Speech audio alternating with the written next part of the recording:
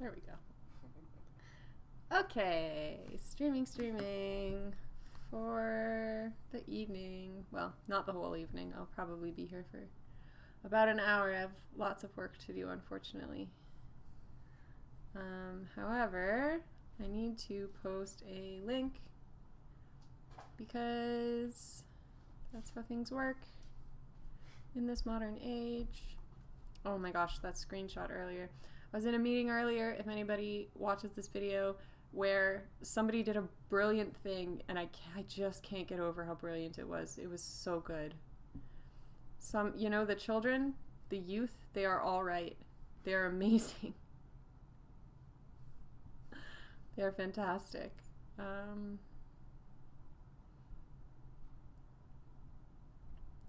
Okay. Posting that I'm streaming, because you have to do that so that people know that you are streaming. Okay.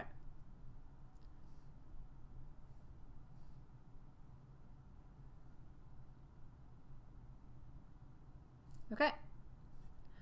I'm going to share this.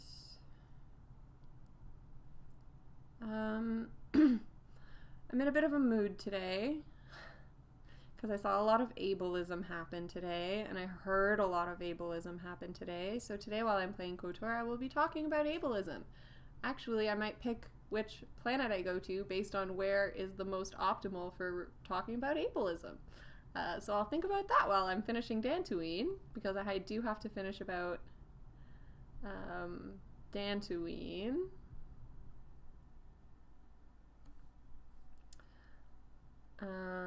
Okay. There we go. I have posted. I'm doing a good job. Okay. Today's drink of stream is beer, which is the best beer. That's the #1 best beer. Is beer. In my opinion, it's just really good to be very clear about.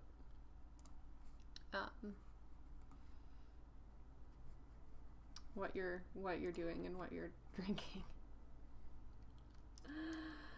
Okay, into the game we go. We are Descartes. Okay, we're 9 hours in. We're doing pretty good, y'all. We're through like most of the introductory part of this game. You can see my other save files are like 51 and 47 hours, and we're here at hour 9. And we are in front of the Jedi Council, it looks like, but I don't remember why. So I will just need to... Oh, I need my headphones so I can hear what they're saying. I will... Oh my goodness. We've got so many stim tools all over the desk that my headphones are being buried in stim tools. Okay, there we go. No fear.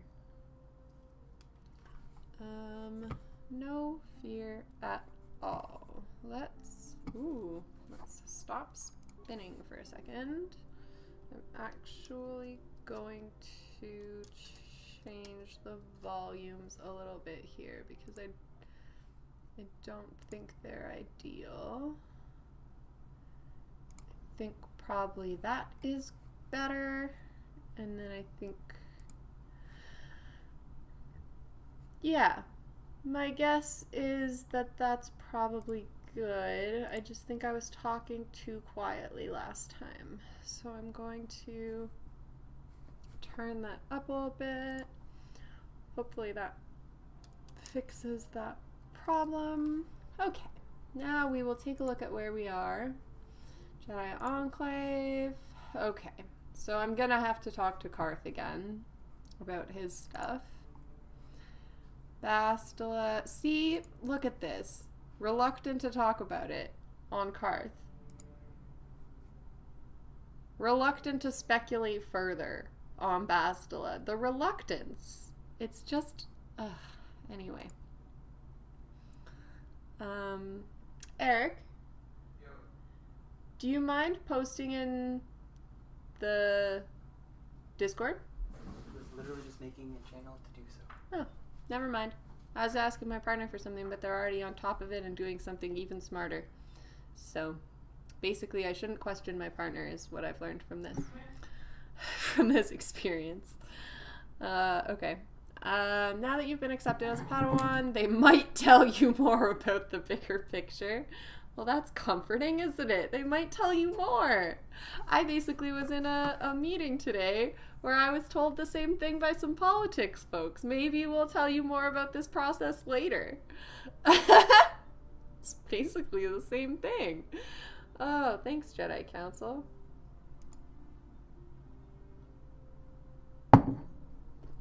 Yeah. So maybe I'll head to Tatooine next. Well, I can pick up HK there. And we can talk to Mission's terrible brother. Canderous, I'm gonna have to talk to again. I just have to ignore this missing companion one. The good guy move on this mission, the missing companion mission, is like this droid who's like, and the good guy mission is like bringing the droid back to this like blatantly abusive owner, and that's like, you get good guy points for that, which is just really messed up. That's actually kind of like, I'm just seeing ableism everywhere I go, to be honest. I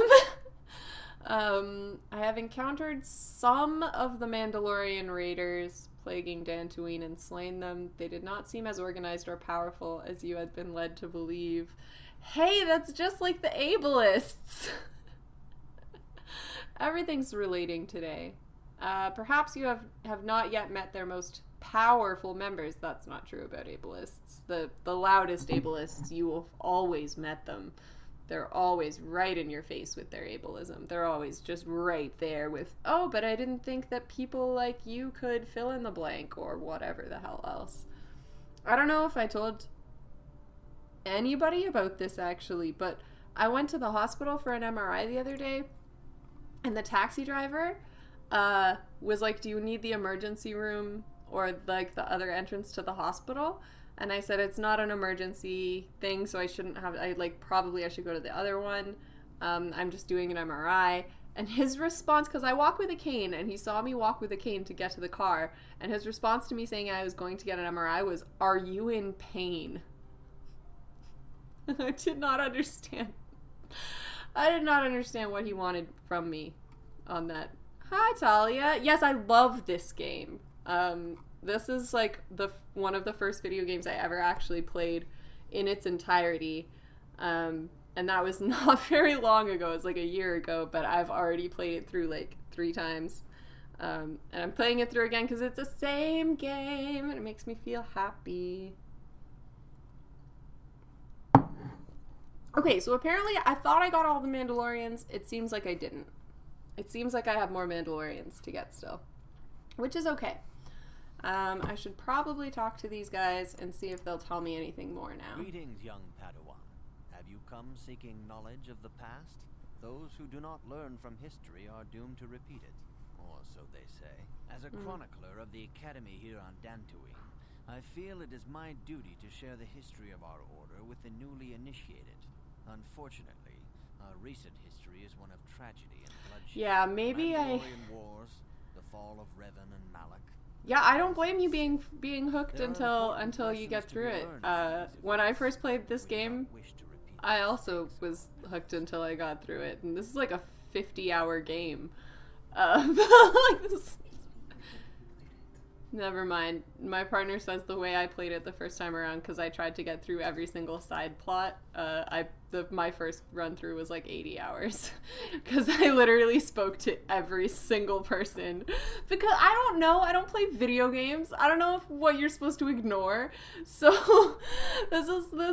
like I said, this is like the first game I ever actually played, because I was raised by people who hate video games. And so we never had video games in our house. And so like literally the only game I had actually spent any significant time playing before this one was Super Smash Brothers, and I learned how to play that game out of spite so that I could beat my ex-boyfriend. And that's the only reason I learned how to play a video game, and I was like 18 at the time or something like that, 19. Probably 18, but regardless. And other than that, I like never actually committed to playing video games. So last year I was like, I'm gonna need to play like an actual video game because everyone kept telling me I needed to get a hobby that was not politics, which is fair. The reason Lulu is playing Star Wars and ranting about politics today is because the politics activity really takes it out of disabled people. We have to go through all these barriers, etc., etc. Anyway, and it turned out that playing this game was a great stress reliever. It is brutal. It's awful. Yeah, today I had to sit through some really serious ableist nonsense, and then more people being extra ableist, because there was like a platform on which people were complaining about accessibility, and there were abled folks being like, oh, it's not even a big deal. Why are so many people trolling? They called people trolls for asking why we don't know who accessibility coordinators are, you know? Like, it's just, anyway, just ableist nonsense. And it's deep. It's within people's blood and bones, and they don't understand that it's there, so they can't actually address it. Like, it's just, and like all of these politics people, they really believe that they're like progressive as heck, and then they talk about disability for half a second, and you're like, whoa! Whoa, that's the opposite of progress, friends. Okay, Senate chose not to intervene, blah, blah, blah. Sounds like a big mistake. They should have protected them. The memory of war was fresh in everyone's mind. Nobody was eager to relive the oh, God. I'm so sorry. Yeah, the transphobia is so ridiculous.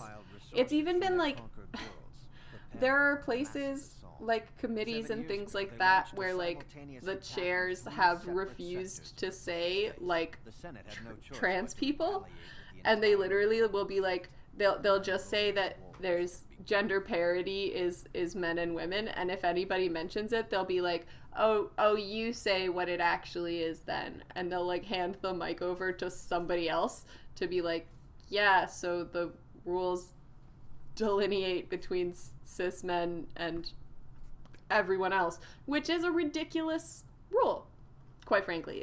It's pretty ridiculous. If it were me, I would be splitting things down into threes. I would be making sure that we had 3 counts of everything, and I would make sure that we had what's the equivalent of gender parity for 3 things? I really do wonder about that, because if I'm saying I want like femmes, masks, and non-binary folks, and I want to make sure each of those 3 groups have equal representation, I don't know what I would call it. Trinary? Ooh, I like that word, actually. That's a nice word. Yeah, no, same though, Talia. Like, I've got, The Republic what? Yeah, gender equity is what you would call it. Yeah, that's a good point. Yeah, anyway, yeah, it's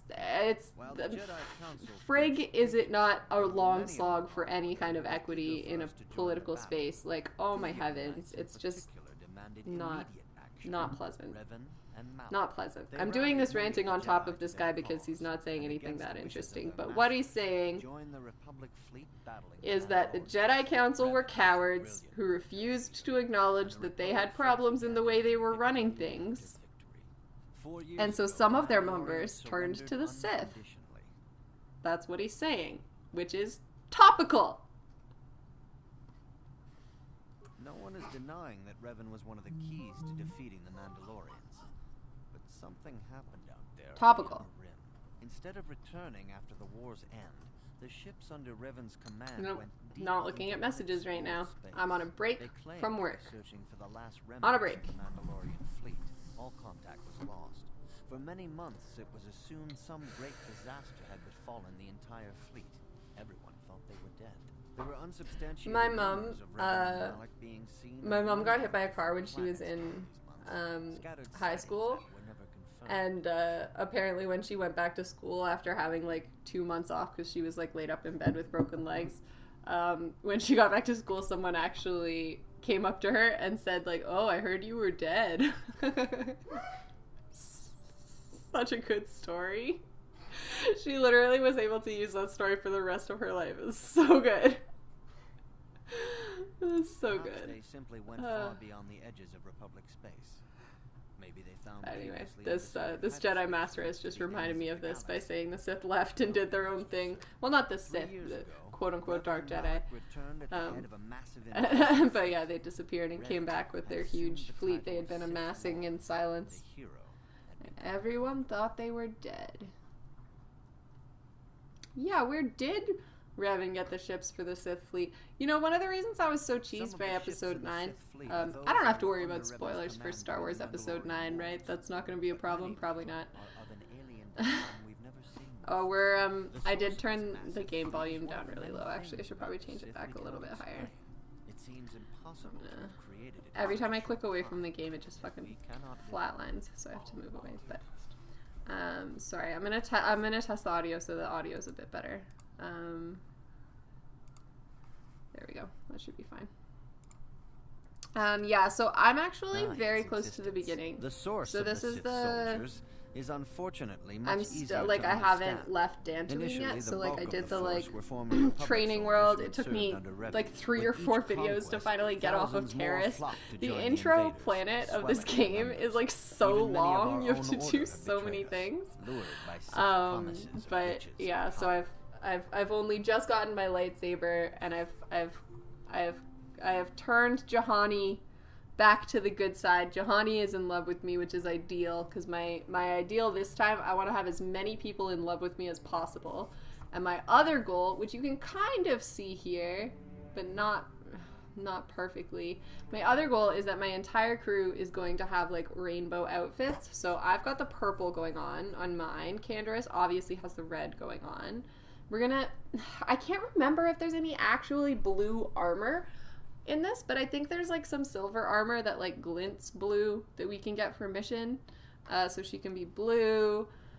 There's this really expensive yellow suit of armor that I'm gonna get for another person. I don't know who yet, but anyway, so I'm gonna have my whole rainbow of crew, and I'm very excited about it because I can select which people to run around with and have different pride flags with me at all times with the different colors, and I'm so hyped. For 2 years, the Sith were all but invincible. Fortunately, But yeah, I'm very close to the beginning of the game. I'm only a few hours in. I have not yet done any planets other than Terrace and Dantooine. I'm actually deciding which planet to do next. If you have opinions about what planet I should do next after leaving Dantooine. That was nearly a year ago, but things have not improved.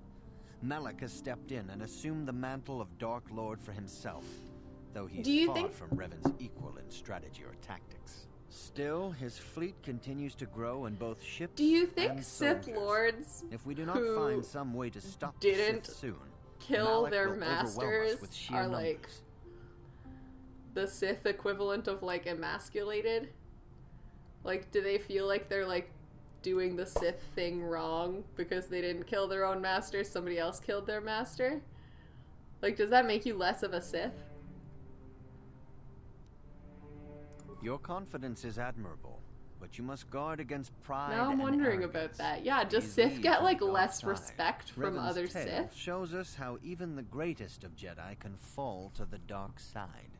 You must always be on guard against the evil that dwells within you. Think hard upon this lesson.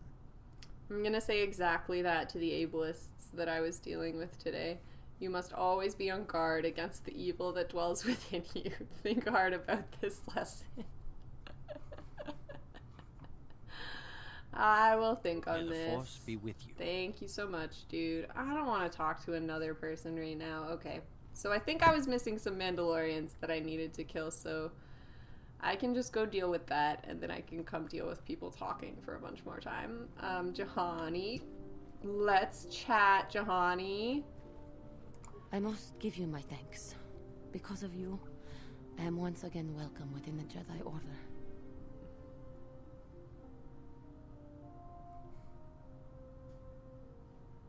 I have spoken to the Council, and they have helped me see the truth. Sith sense about a dark Jedi who sees fallen masters. Dude, that would be sick. I would love that.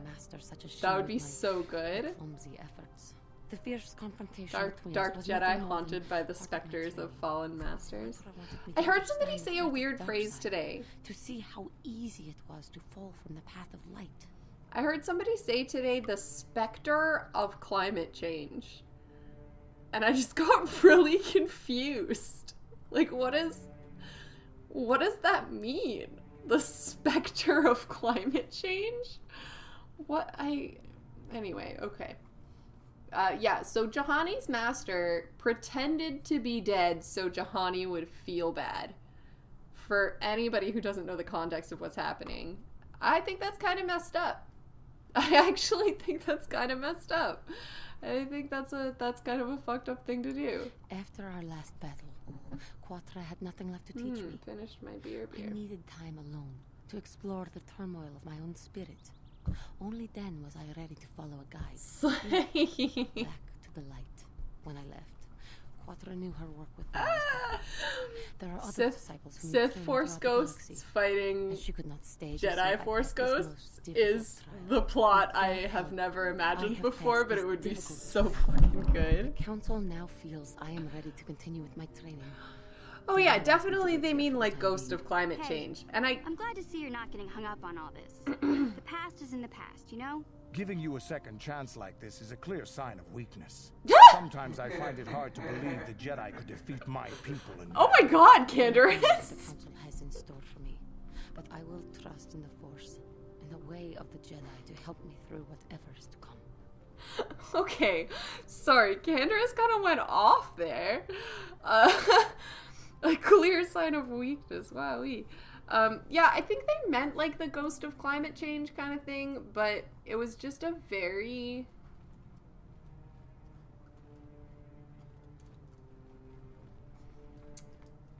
I don't know, that seems like such a weird way of saying that, because like climate change is here currently, you know? Oh wow. Can't even have the things in that footlocker. What's up, Sola? Eric?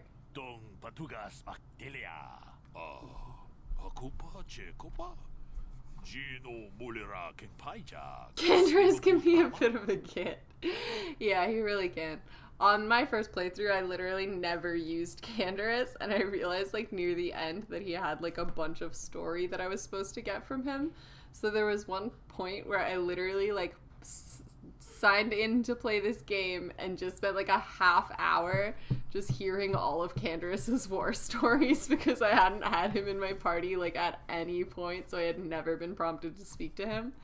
But again, and I said this before, like on my first run through of this game, and again, I'm not a video game player. I'm not a gamer. I'm not used to like knowing there are story options there and not taking them. In my experience, you go through the whole story.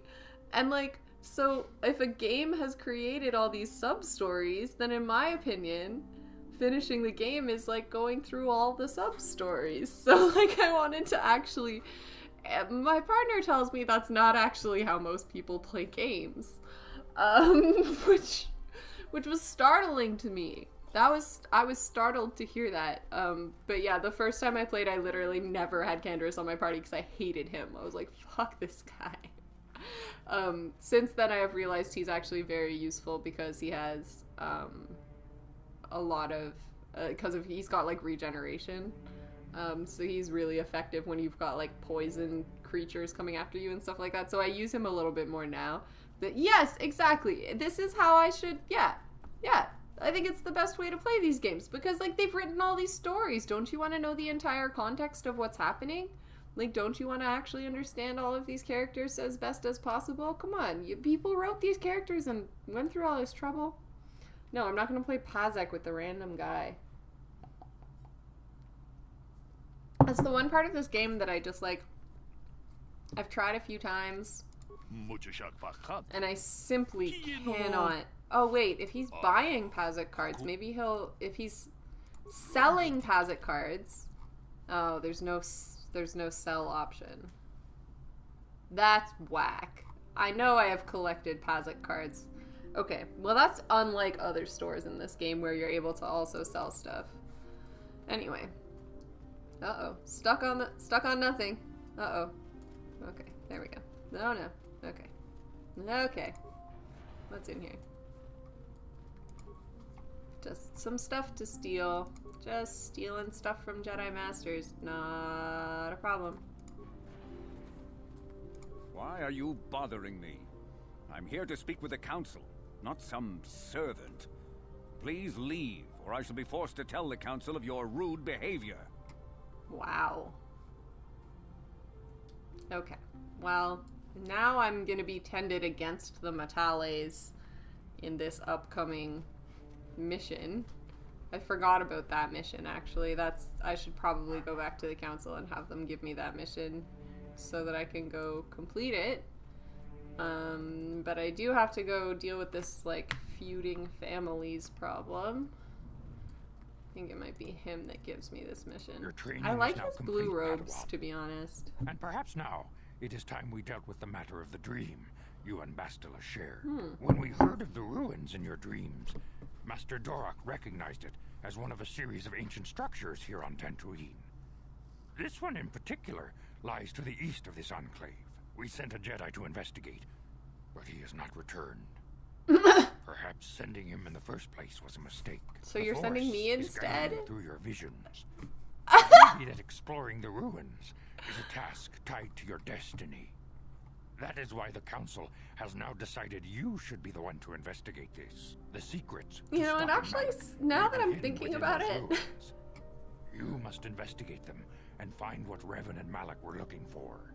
now that I'm thinking about it, it's actually pretty common that the Jedi, like, The way ahead.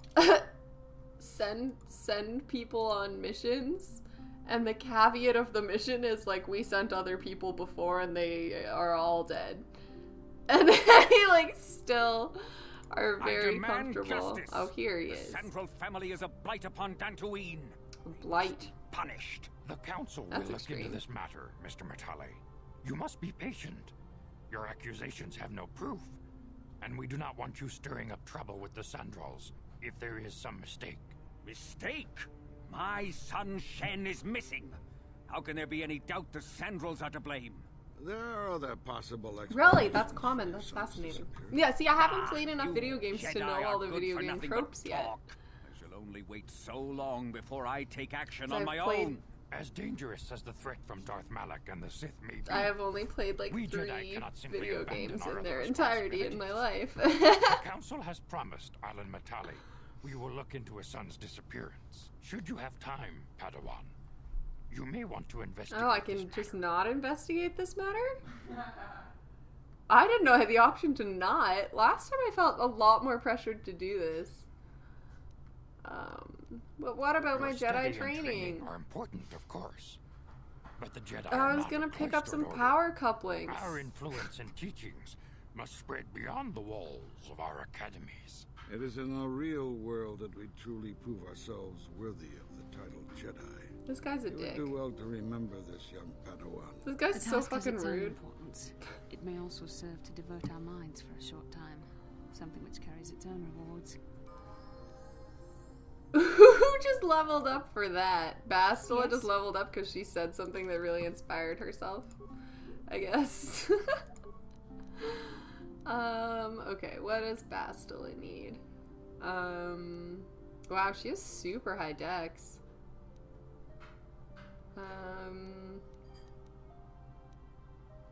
Let's kind of boost her force saving throws if it's lower than everything else.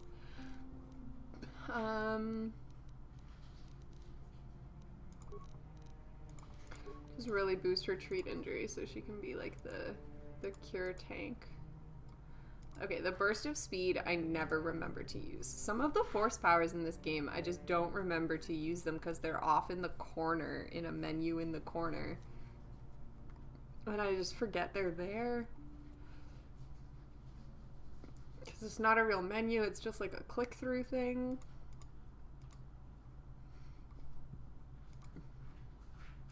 Okay, maybe I'll do the disabled droid, because I think the droid one's actually really useful, especially when we have a bunch of, like, the turrets and stuff later that we have to deal with. Okay, yeah, you don't actually need anything other than treat injury, but Yeah, I'm actually not even going to use that skill point. I will wait until I can use it on something more useful. You need the two weapon fighting feat because you have a double-sided lightsaber. Again, I will forget that the Valor exists.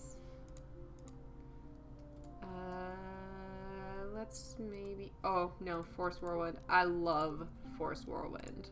That's my favorite power. I'm gonna go fight some kath hounds just so that I can Force Whirlwind them. Okay, I'll talk to this asshole first. I must congratulate you on your actions. You have saved Sorry, Juhani, he's really just brought her not a back pleasant into the person. Earth, and have given us all great hope for your future success. May the Force be with you as you continue your training. Well, that was the first nice thing he said to me, actually. I'm glad I listened to him. Prior to that, he's just been a real jerk. Okay. Now I have all my missions and stuff. How come Juhani isn't in my party yet? I thought I got to have Juhani in my party. It's not until I leave? I do not know what the Council has in store for me, but I will trust in the Force and the way of the Jedi to help me through whatever's... Kind of like the color of teal that's in her, like, jumpsuit. I'm into that. It's not really good for my rainbow. What is that, like orange and teal? It's not very good for my rainbow of characters. Oh, I don't need to be Bastila here. I'm here. Thanks. Okay. I already went and bothered those people. I should go out and kill some more kath hounds and... Ooh, yeah, mission in Bastila. That's great, because Bastila can, like, Force Whirlwind them. And the mission can hit them with that sonic gun. I got this sonic gun. Jedi? Hi, Neelix. My name is Gar.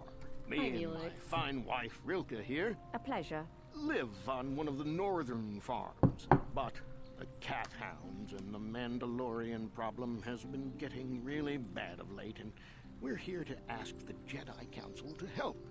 Neelix is the voice of Ever since a the bunch of Republic beat them characters in years this ago, game, little groups have which been is awesome. roaming Neelix all from over the Star place. With the Trek Sith Voyager. invasion, the Republic doesn't have the manpower to hunt them down. The You Jedi know, are even worse off I because never Malik hear has Neelix been get the hunting credit for specific. that. When people They're are talking worried about, that like, he might actors. even be supporting these raiders, so don't want to face them directly.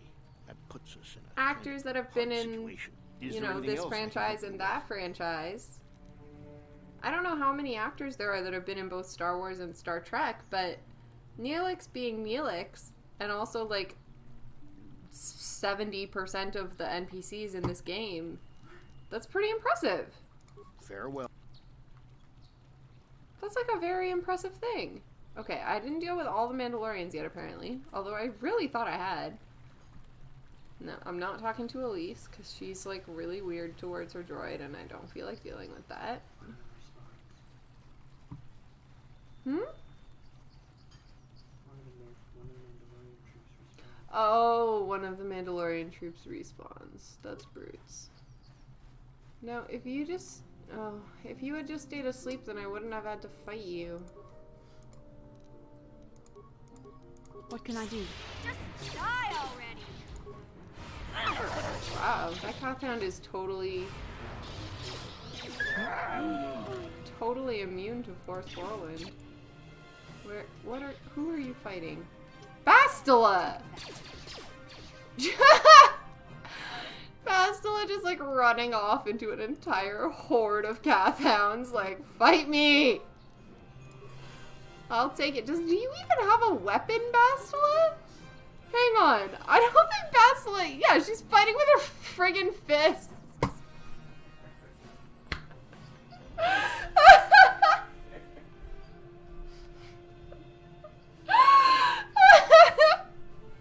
I'll take you all on. I'll fight you with my fisticuffs. Oh my god. That's some precious stuff. Hang on. I need to take a photo of this. Oh, Bastila. You would think there would be some kind of... Yeah, I forgot to give her a weapon. After she came into my party. For some reason, I figured she would have her freaking lightsaber with her. Obviously, I was incorrect. Yeah, I'm a Jedi and I'm here to do punches and stuff. Sorry, I just need to take myself a picture of Bastila with her fists fighting an entire freaking... Oh, an entire pack of kath hounds. Okay. You have a lightsaber, right? Why you're not using it? Okay. Oh, I can't give... Oh, okay. Well, at least you have your lightsaber now. I'm here. Oh, that's really funny. Okay. That's just delightful. This game is so funny in that way, in the, like... What? There. Some of these characters, they really... Just die already! You'll never get me. You and me, Bastila, look how good a team we are. Oh, love that. Love that. Okay. That was delightful, Bastila. Okay, this is not the area where there's stuff behind a sleeping kath hound. There's another area on this planet where there are kath hounds sleeping and there is very interesting information hiding around them. Yeah, the AI tells my team to do some pretty stupid shit. I gotta be real. Pretty ridiculous stuff. Just not good. Fight this entire pack of kath hounds with your bare hands, for example. Just not actually... Not like a solid... Wow, yeah, run the whole way up to them and then throw the grenade. That's pretty smart. That's a very smart move, I think. On it! Yeah. Yeah, something like that. Something like that. Okay. I'm here.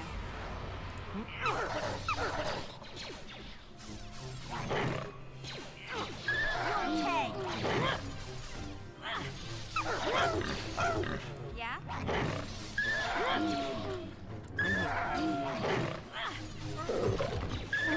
I don't actually enjoy killing the kath hounds very much. It irritates me that that's the way to gain experience at this point. Oh, my phone is in the way of my force powers screen. That's gonna make me even worse at remembering my force powers. So, ooh, I have notifications from a chat, which I am absolutely not gonna open right now because I'm on a break from answering chats and doing work because I have been doing work all week and I'm tired and I don't even get paid for 90% of the work I do. I just do it because I want life to be better for disabled people. Oh no, we're getting back to ranting about ableism. Okay, well the ableism is real frustrating and it's consistent and it never ends. It's just ableism, ableism, ableism everywhere I try to go. Yeah, playing Star Wars and ranting time. That's the time that I am in. I sometimes have to actually force myself to take a break from working.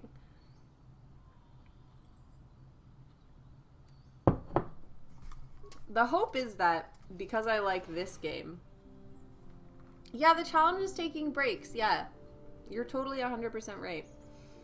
The cool thing about this game is that it has given me this, like, a little bit more comfort with video games because, like, not growing up with video games and not living in a video game environment for my whole life means that I don't have, like, the basic structures of video gaming. I don't have the, like, foundational text knowledge. Which originally I was really intimidated by, but Oh, I do not recognize this leg.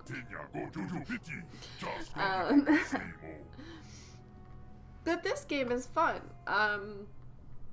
And I am told that Mass Effect is a successor to this game, kinda. And I also have part 2 of this game, which I haven't played yet. So the first time I play part 2 of this game, it will be on stream. The first time I play KOTOR 2. And then when the re-release of this game comes out, I will also be able to play that on stream. And I'm nervous about that. I'm nervous that I'm not going to like the remake as much as I like this version, because I am like a troglodyte. Like, I'm genuinely like totally technology averse. I think the droid is trying to communicate with us by water, because I have the hiccups. Languages. Each time it spoke, it was using a very different alien dialect. The droid can probably That's the thing. I love this game. May not have been programmed with so I'm nervous that they might take out some of the stuff that I love, and I'm nervous that they spent too much time focusing on stuff that I don't care about for the remake, and that I'm gonna end up hating it.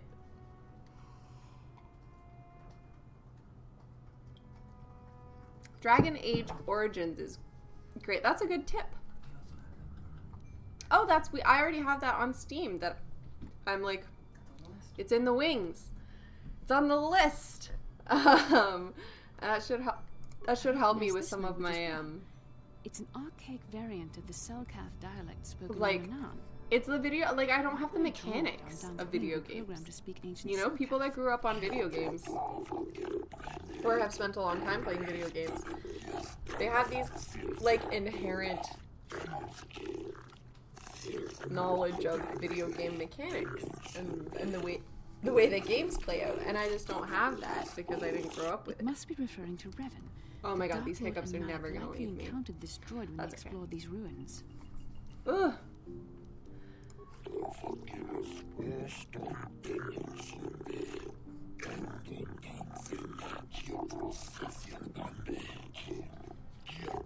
Oh, that's so cool! I didn't know that about the Dragon Age games. That you can keep the same character and play the next game. That's cool as heck. That is cool as heck. That's really neat. That's really, really neat. I did not know that. For some reason, that didn't even cross my mind as a thing that might be possible.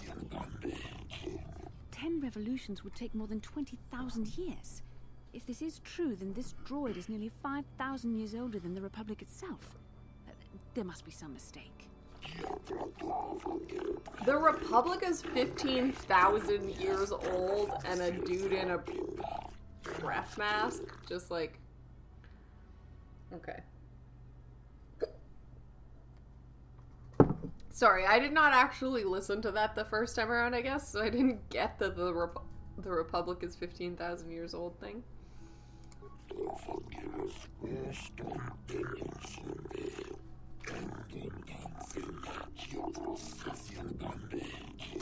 These builders must have been an extinct people, though it is strange. It's often dudes in breath masks. Even That's the true. archives of the Jedi Academy that is the make case. no mention of them. In the years before the Republic, the Hutts were a dominant force in the galaxy, but they never constructed an empire. In fact, I know of no species that would fit with this information.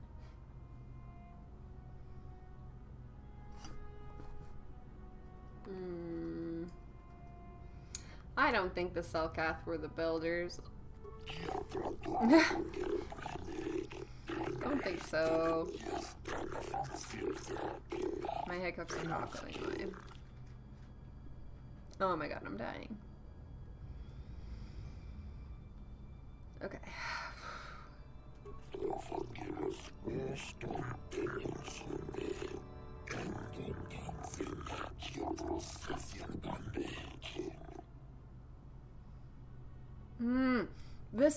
I've actually heard really good things about various like flight simulators from a few folks.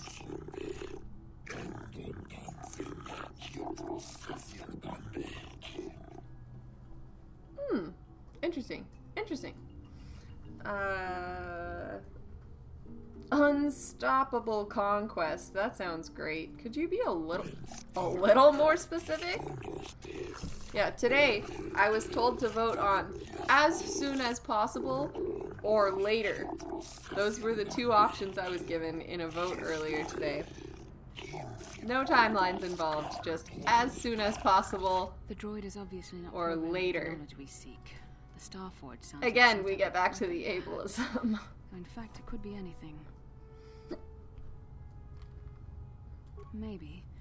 That might explain how the Sith were able to amass a fleet so quickly. Plane 11 and Microsoft Flight Simulator? Like just Microsoft brand? Maybe the droid has more information we can use. It seems That's to respond cool. to you. Perhaps you should ask it something else. That's really interesting. I didn't know that.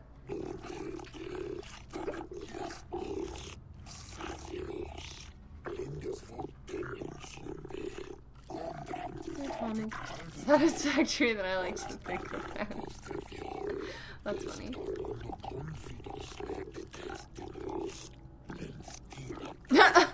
Wow!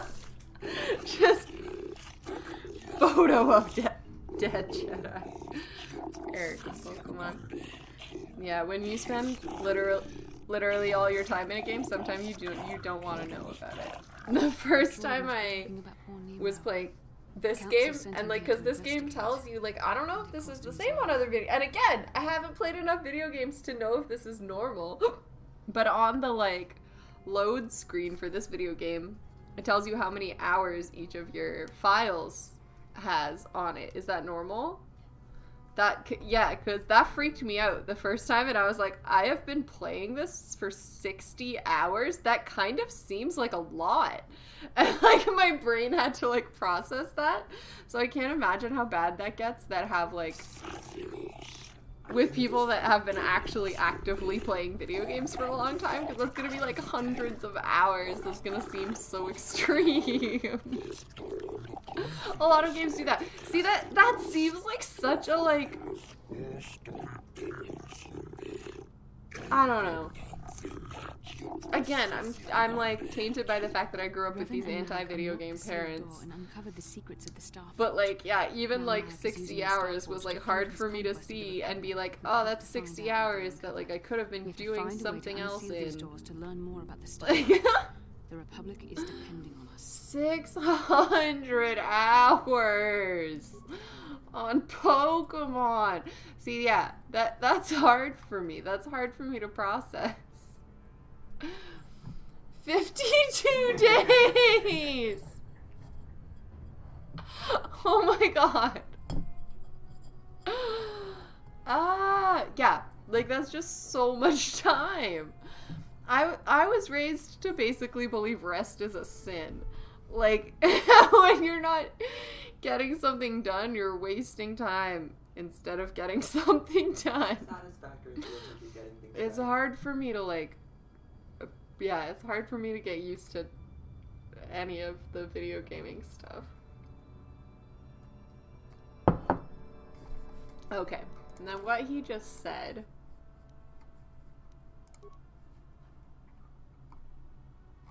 Oh, wow. Enter the proving grounds to the east and west. Okay, let's go to the east and west.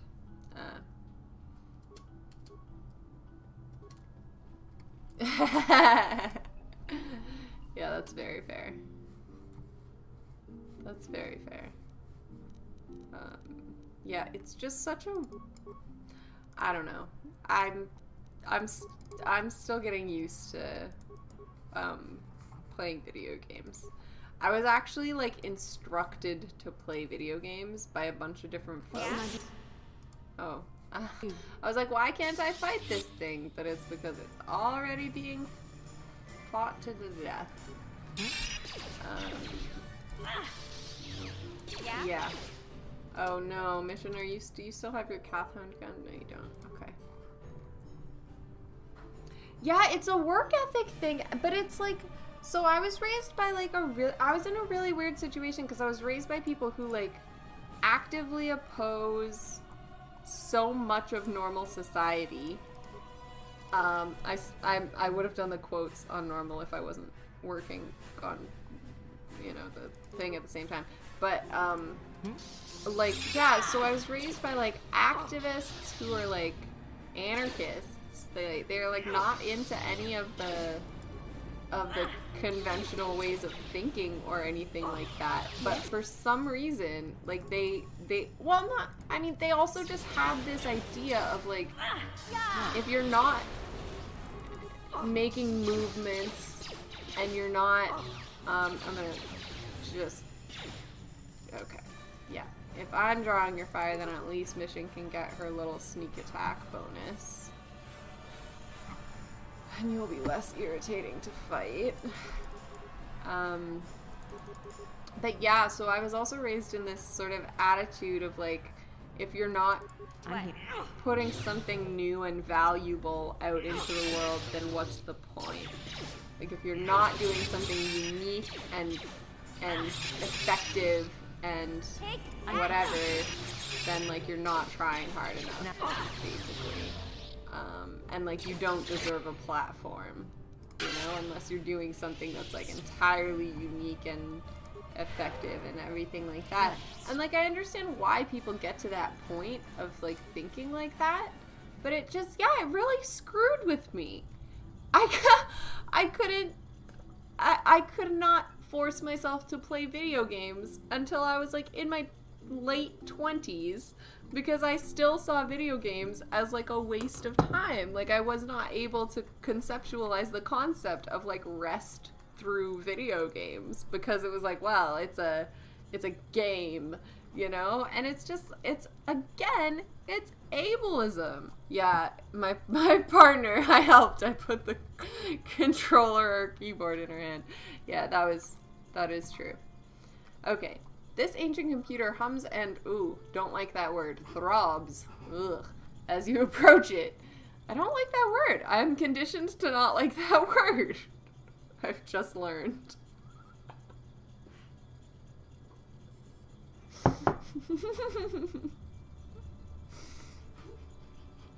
That's a fun fact I learned about myself today. I'm really uncomfortable with the word throbs.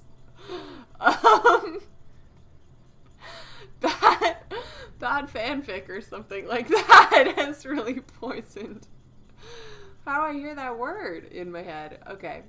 Talk to the computer. Oh, it goes silent. Doesn't want to speak to me. Ouch. Rapid sequence of tones. Oh, I'm hearing in my head the, like, dial-up attempting to speak to the internet tones. That's what I think this computer's making. That's my personal headcanon. Yeah, you obviously want to talk to another computer. Here's the closest thing I have to a computer.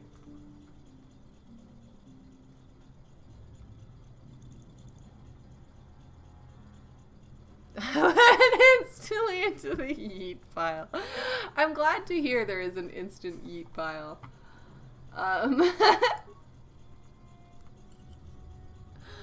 It's fun. I'm always, like, I don't even want to say concerned, but sometimes when I see, like, calls for submissions and stuff, I really do wonder, like, what if something really egregious and horrible is submitted for this? Like, what even will the process be? Ew! Oh! Talk about ableism! ABA practitioners thinking and that they are entitled to space to talk about neurodivergent people. No. If your career is based off of making money from manipulating people, you are entitled to nothing.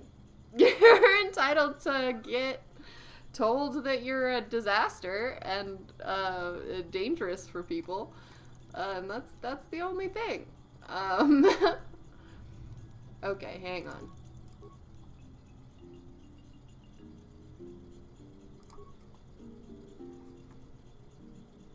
I think I was right about that.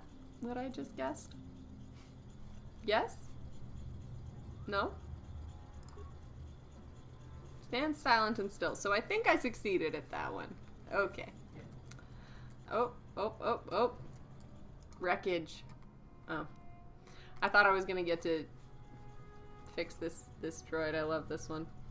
Why? Oh no. Why did you reject my story about how I'm a hero and a superhero for cognitively manipulating these children? Why won't you publish me? I deserve publishing. Sorry. I know that must have been an incredibly stressful situation. I'm sorry to make light of it. It's just that I was dealing with some real bullshit today, and I've got to deal with some real bullshit again tomorrow. From some real, just straight up ableists. Like, they're not even good at pretending. What can I do? So I really do feel for you. That fucking sucks. That really does suck. Yeah, it is. It's really, and like dealing with the bullshit. And I was kind of talking to somebody else about this today. Like dealing with the ableist bullshit that you have to deal with when you're trying to be, like when you're trying to advocate for progress as a disabled person. Like I'm disabled in a lot of ways. And I've literally dealt with so many people who will not listen to me about disability. Not like titled, quote, the R word, quote, but like the actual word. Holy frig. No, that's messed up. That's messed up. I'm sorry you had to read that. I'm sorry that came across your desk. That's I'm here. Such BS. I can't even You shall fall. Now handle that. That's Why did they feel so entitled? I had a guy fighting me in like a oh my fall. For their brother? That's fuck. Ugh. Insta yeet. Yeah, I would have actually printed that out and like just so I could burn it. Like that's a nightmare. Yeah, the sibling thing really is really messed up. There's some educators that I'm hooked up with that I went to a meeting with a while ago, and they like, I have heard that before actually from people, and I've had to be like, no, I don't think that's a good idea. Let's not do that. But I won't waste the paper and toner. Very fair, very fair. Yeah, no, but it's just like. People feel so entitled. And like one of the folks I had to answer today was like, my wife is an ABA practitioner and she gives her clients desperately needed life skills. And he did the classic. He talked about how the people his wife helps have no way of talking about it and have no way of being on a platform like this to talk about it. And it was like, doesn't that kind of mean your wife has failed? Like, if your wife's clients have not found any method of communication, hasn't your wife, like, seriously failed to help them? Do you not see how that's the case? And they make it so personal.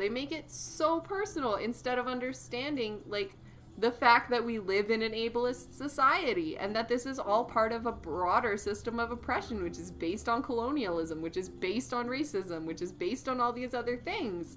And like the way that ableism comes out and the way that anti-autistic sentiment very specifically comes out and ableism against non-speakers, you know? And like the fact that that is just not even crossing their minds because all they can think of is like, my partner would never hurt a fly. Meanwhile, their partner is like perpetuating this garbage, ableist nonsense. And the anecdotes thing is the crazy part because this person was like, I will only look at peer-reviewed studies. So I posted like 7 peer-reviewed studies. And the response from the same person who had demanded peer review studies was, well, anecdotally, my wife says this. And I was like, oh, cool. So, you don't actually want peer-reviewed data. You want your anecdotal data, and you refuse everybody else's life experiences, which they actually experience personally themselves. Like, it's such nonsense. And the ableism at the root of that, like, that basic concept of disabled people don't know what they're talking about, that is that seed in those people's heads, so they feel so entitled to speak over disabled people and make those choices and say that shit.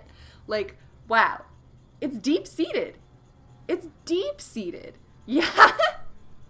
Yeah, I've been having a lot of fun. I have a stats class this term in my master's degree, and I've been having a lot of fun in the quantitative section where I'm, fucking sucker, yeah.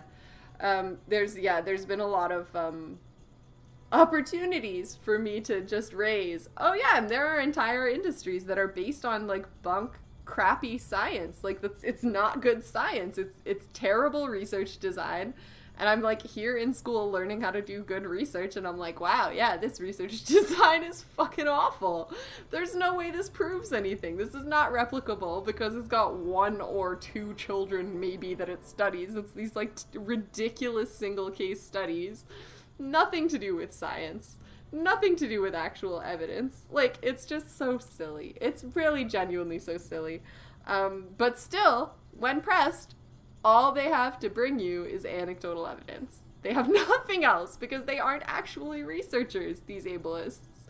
They're not actual scientists. They're not actual disability critics. You know, these people that claim to be, they're actually just full of shit. Anyways. Okay. Computer's yelling at me. Talk to the computer. You can have my data pad. Give me your information. I need to open my star map so I can go somewhere else. Make enough money to come back. Talk to it. Which, coincidentally, is the same solution as with disabled people. If for some reason you're finding yourself wildly opposed by disabled people, talk to them. Find out what you've been doing wrong.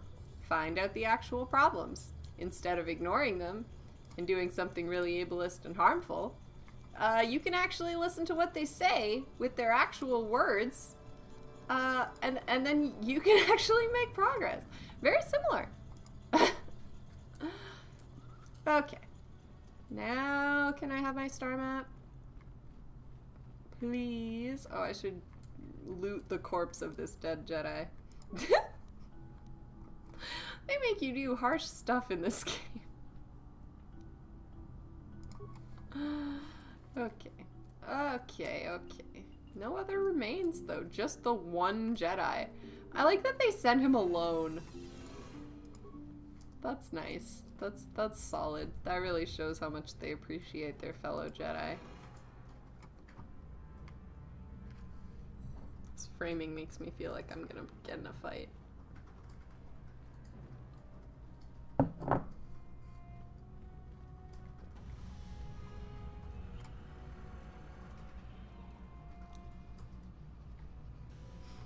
I gotta be real, also the first couple times I played this game was on like a very old TV. This must be what Revan and Malik found when they entered screen. This temple.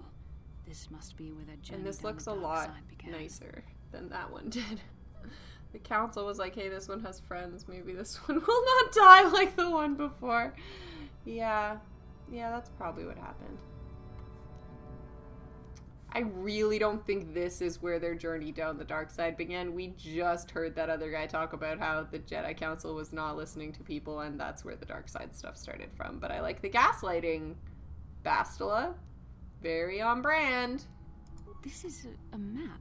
Some sort of intergalactic navigational chart. Revan and Malik must have used this to lead them to the Starforge. We could use this map to follow their path and find the Starforge ourselves. But we must be wary. They may have laid traps or concealed what they found. Wow, I didn't actually expect this to happen, but I have actually just found an inconsistency in the writing here. She's right that Revan and Malik would have laid traps, but they didn't. I can't think of a single star map in this game where there's like a trap. That's not a trap. No, the robots that come in on Kashyyyk is not a trap. It's like a verification system. It's like a two-factor authentication.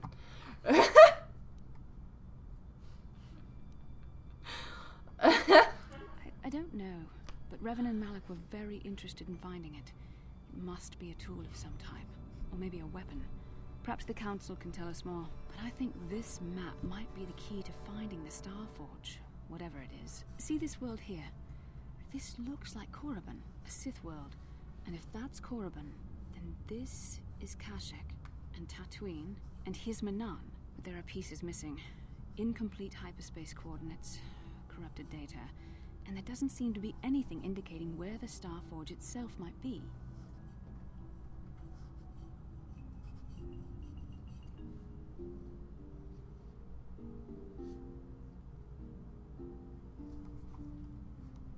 Perhaps these worlds have more clues. We like clues. Starforge, but I know that Revan and Malik visited Korriban at least once. Perhaps they discovered something more there. They may have found something on each of the other worlds that completed this map. Maybe if we find all the pieces, they'll lead us to the Starforge, and some way to destroy it. Are all video games this like hand-holdy? They must decide our next course of action. Though I suspect our task has only just begun. Nintendo is bad for that. Interesting. I'm here.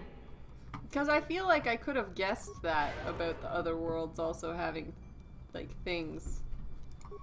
So it's a little bit extra that she, like, really just spelled it out. Okay, very good. Got the star map. Now I just have to deal with that unpleasant family matter. I can't get back to work yet. I'm gonna stream for another half hour before I can actually get to work. Oh my gosh, my brain is fried. I spent 7 hours straight with only like a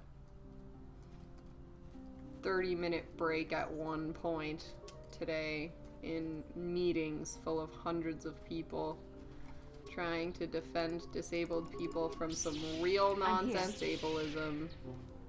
And I'm so tired of using my brain. I just never wish to use my brain again. I'm so tired. This was one of the first that was on Windows and Xbox. Oh, interesting. Huh. Yeah, honestly, part of the thing is, like, I'm a much bigger fan of older technology than I am of newer technology as well. Yeah, the long day without breaks was friggin' brutes. So, like, there was a bunch of things all in a row. So, like, and they were meant, like, they were all in a row so that they weren't all at the same time. Because previously, when people have had to deal with this stuff, it's been like, you are excluded from one equity-seeking group meeting because the other equity-seeking group meeting is at the same time, and the solution, the brilliant solution to that problem, this pervasive problem that so many people have mentioned so many times, was this really brilliant solution of have all of those meetings back to back with no breaks. So if you've got a few intersections that you live at, you're in 7 hours of back-to-back meetings. You've got no breaks. So it just like not ideal, to be honest. Incredibly ableist, and all of the information for these meetings was like heckin' inaccessible, very hard to find, no plain language guides, no actual explanation, no, like, just a lot of, hey, if you watch this 2-hour video of a quote-unquote orientation, then probably maybe the information you need is in there.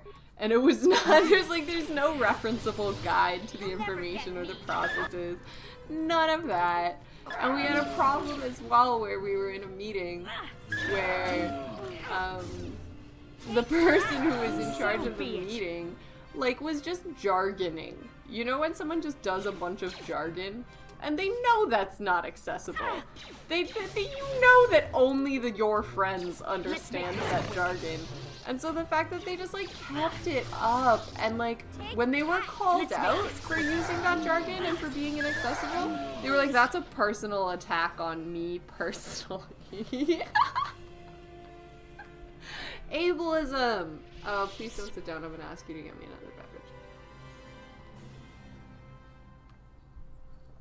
beverage. Ableism! It's ableism. The brain. Bleeding out of the ears. I actually felt terrible. The only reason I actually managed to get through today is that I'm building a sensory room in my basement, and I have some of the sensory room already built, which kicks ass, because, like, I've got, like, I'm, like, comfortable, I've got, like, sensory input, and still...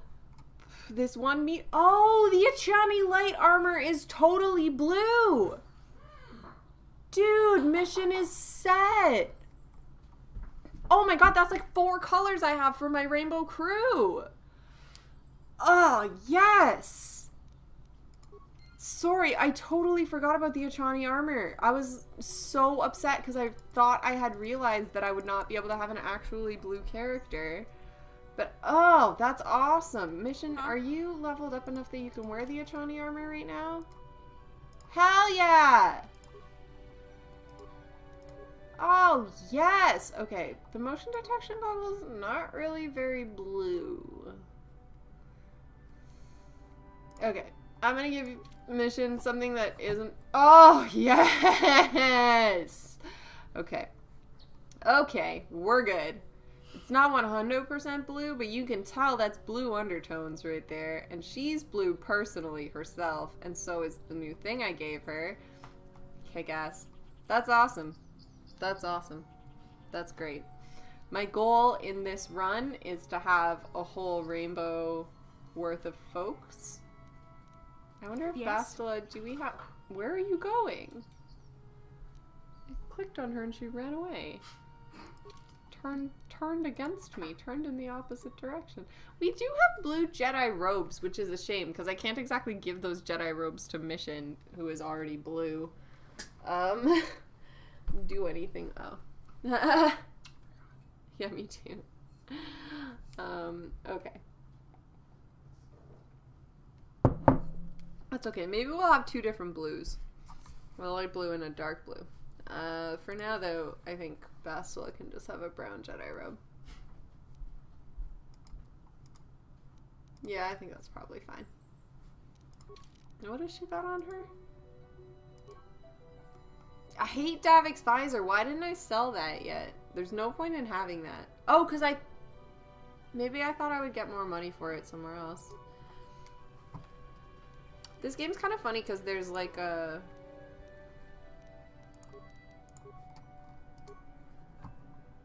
Will +3. Oh, it's gonna kick some people's butts. That's good. That's perfect, Mission. Thank you. Oh, that's nice. Okay. Haven't discovered any of this part of the grounds or anything yet, so I have to actually do that. So ridiculous. Yeah. The worst part about ableists is they always think they're helping. They think they're doing really good stuff, and they are seriously hurting human beings, like, badly. And it's their opinion that they're doing a terrific job. And so they tell everyone, I do a terrific job. And people who trust them are like, oh wow, this person does a terrific job. What can I do? But in actuality, that person's a giant ableist who just really seems to hate disabled people. You know? It's hard. That's a hard thing to deal with. Ton of internalized ableism. Yeah, one of the biggest barriers I have faced recently is folks who, like, only know they're autistic because their child got diagnosed autistic and they realized they were autistic too, but they still believe everything the ABA practitioners who are literally lying to them to get their money to take care of their kids. And they believe everything these ABA practitioners say about autism, so they believe that about themselves. I'm like, look, when you've been led to believe something horrible about yourself, you kind of get tense. You know? You kind of get wound up. You kind of start believing, like, this world is entirely bullshit, so I don't care if I put other people through bullshit, because I'm going through bullshit constantly. And instead of realizing, hey, me and those guys go through bullshit both together because of ableism, instead they blame their own disability. They're like, oh, it's autism's fault. Autism has stolen my ability to do whatever the fuck. That's a word that I wish was never fucking used when we talk about autism. Gotta be real. The stolen thing. Oh my god. People are like, oh, normal childhood has been stolen. Oh, the ability to communicate has been stolen. Good lord. It's gross. And the internalized ableism's worse, too, on, like, other neurodivergence. You have come from the Jedi Council. Master Matali wishes just nasty. I will inform him that you are There's a dude with ADHD who is purposefully trying to ruin all of the work I have been doing. And yeah, the Hamburglar's stealing the It's gonna be really hard for me to not visualize the Hamburglar stealing everything whenever that rhetoric is used from now on. Though I think your time would be better spent interrogating the Sandrels as to the whereabouts of my son Shen. Many years ago, I brought my family here to Dantooine to escape the crush of humanity on the core worlds. Soon after we settled here, the Sandrels and they have been a plague upon my house ever since. The injustices the Sandrels have committed against the Matales are far too numerous to name. There's a Bo Burnham joke. The council is well aware of our many disputes. Recently, I discovered several Sandrel droids trespassing on my land. Talking about the squares, but this family of circles moved in from the north. That's what this guy's reminding me of. That's what this guy's reminding me of. My own security droids destroyed the invaders. Not a single one survived. I have no idea what nefarious purpose lay behind their arrival. My own assassination, perhaps? Destruction of my property? Maybe a simple spy? The creepy I wasn't about to find out. It was shortly after this incident that Shen, my only son and heir to the Matali estate, vanished. Obviously, Nurik, the unscrupulous head of the Sandrel clan, has abducted my son in retaliation for the destruction of his droids. Did I change my Snapchat to... Sorry, one of my students added me on Snapchat today and I just realized how they found me. And it was a really rookie mistake. Just a really rookie mistake. Follow their stink south of here and you shall find them. Harsh. I demand action on this matter, Jedi. Why does the Council insist on stalling? The life of my son is at stake. Is it possible? Yes, of course. Now I understand. I am a man of the world, Jedi. I know how things are done. The Hamburglar being autistic. It does make some sense. If an autistic to the Council in exchange whose for same rescuing food Shen from the Sandrels. I will present whose the same food was directly hamburgers. To you, of course. And who was being denied hamburgers. Is completely up to you. I can see how that happens. Yeah, put on your little outfit and go get your same food. I get it. Nevertheless, my offer still stands. 1,000 credits for Shen's safe return. Know, however, that I will not sit idly by much longer. Eventually, I will take whatever action is necessary to rescue my son, including raising the entire Sandrel estate. Until you find Shen, Jedi, we have nothing further to discuss. I suggest you hurry south to their estate, lest I take matters into my own hands. please take it into your own hands, old man. I would love to see what you can actually do. Uh-oh. There we go. What? I thought he just said I could. Okay. Okay. You want me to go bother the other people instead? That's fine. I'll go bother the other people. How do I bother them?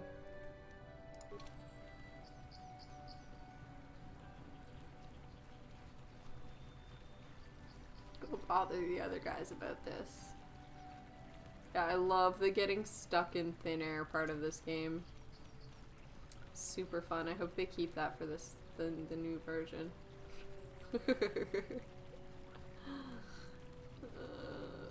Okay. Okay. Right. I already cleared the Mandalorians out of this area. Oh, yeah. So I have to deal with the respawning of some of... I think I dealt with the respawn already by accident because I'm terrible at maps, which is something I didn't know about myself, really. That I'm... Because normally I can read maps and it's not such a problem. But since playing this game, well, I see I'm not even convinced it's that I'm not good at maps. I shouldn't say that. But the way that areas work in this game is incredibly disorienting for me. Yeah? I'm not sure why, but it just is. How they connect is a bit weird. Okay, well that's good to hear. From somebody that has played more games than me. That is good to hear. Because if all video games maps were as confusing as these ones, it would mean I'm bad at maps. So, yeah, they do have really, like, there's a lot of similarities. There's a lot of spots where you have to, like, double check where things are at. For me. But excellent sense of direction. Took me a while to figure these maps out. Yeah. It's also like, cause that's kind of not true. So there's one other game I played before this one where we had like mini maps and then also the real thing, and it was a Lego Marvel superheroes game, and that one's just completely impossible for me to actually pay attention to the maps of. Yeah, who are we waiting for? Mission? Mission. Come on. Okay. Now, are we ready? Are you here? Will you come with me through the door? Okay. Disadvantage to games that were released on computer and the console. Oh! Huh. That's interesting. I didn't know that. I actually hadn't thought about that as like an influencing factor to how that affected the like spatial movements, actually. Yeah, because so the first game that I played that had like the little mini map and the actual map and all of that, I mean, I guess I had I can't remember if I had tried to play Typing Dead first. So I did try to play Typing Dead, but I was doing it with like a wireless keyboard, which the slight lag was just too much to be able to play that game without going completely off the wall. So rather than going more off the wall, I decided I would just not play that game anymore. But other than that, the other one that I played was, like a Lego Marvel Heroes one. And that one, it was really hard for me to learn, like, what the mini-map versus the experience of walking through that same space as a character was. It was just, like, a really weird learning curve for me. Especially because, again, people that grew up on video games, like, they're used to this. That's something that they're familiar with and that they have gone through and learned to, Return handle. the young Master Matali to this estate. His father may order preemptive action if this is not done. Right. Yeah, okay. Okay. So I thought there was more stuff on these grounds that I was unaware of, but obviously I was incorrect about that. Okay. So in that case, the Sandral grounds is where I must go now. Limitations made it so you got a lot of repeating textures and small map to map size. Yeah, part of it is just like it's really hard for me to see like this expansive space that I'm watching and then try to translate that into the like tiny little oh, I was hoping I could just get past these guys, but of course not allowed. I'm here. I don't like killing kath hounds. Okay, come on, Descartes. Move along. Move along. Ooh, I just reminded myself of some really creepy characters from Star Trek Deep Space Nine. Speaking of which, there's gotta be a list of, like, people who were both in Star Wars and Star Trek.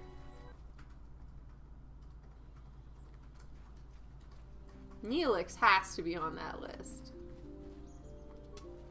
I'm very impressed by the fact that he is so prolific. Oh, I'm so confused. Hang on.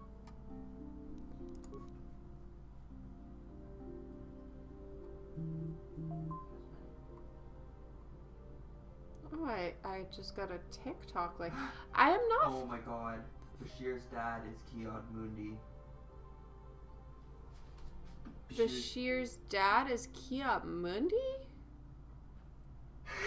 Oh no!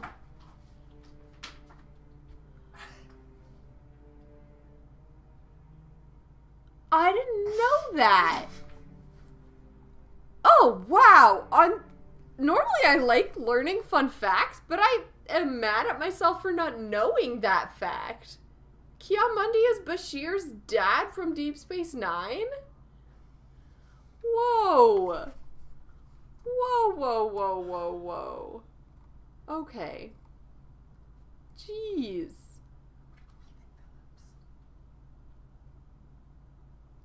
Okay, Neelix's name is apparently not Neelix in real life. It's Ethan Phillips. Congratulations to Ethan Phillips for being a Star Wars, Star Trek master.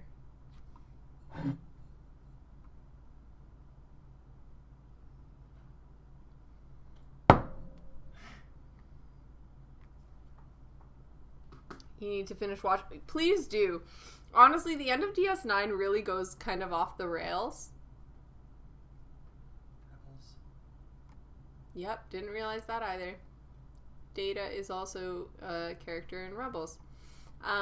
Yeah, I really do like DS9. Yeah, like most Star Trek shows, by the time they get to the 7th season, they're kind of really flailing for plot lines. So some of the stuff in this, like the end of the 6th and 7th seasons are like kind of reaching in DS9, but I really do like it. I'm a huge fan of DS9 and Voyager. Those are my two favorite shows, and I do say that just as somebody who was like raised on Deep Space Nine. So I acknowledge that I have to acknowledge that, but Babylon 5, I've never watched Babylon 5. That's one of the ones that I have no knowledge of. And that there are some shows and like franchises that I pretty much consider like they're like in reserve. Like they're like on the back burner, and very soon, you know, at some point when I'm stuck in bed, normally it's when I'm bedridden, and I realize, like, that I'm gonna, you know, be stuck in the house for a while. Oh, interesting. The dude that played Palpatine in Rebels, I guess, was also an alien on Voyager too. Babylon 5 has a 5-season story arc. Yeah, so I have heard of the intricacies of the Babylon story arc from my brother, who did watch Babylon 5 and who also watched all of the Battle Stars. So I have not watched any of the Galactica, and I also have not watched any of the Babylon. And like, I have almost purposefully avoided them because, that's really fun. Because, like, it's a whole thing, and that's a whole franchise that I can, like, take advantage of. And, like, as a chronically disabled person, and I say that because, like, my disabilities just keep coming up with more problems that they can cause me. Okay, sorry, I thought I was supposed to be going south, but if that's the Grove, then where else do I have? I guess on the other side of the Grove?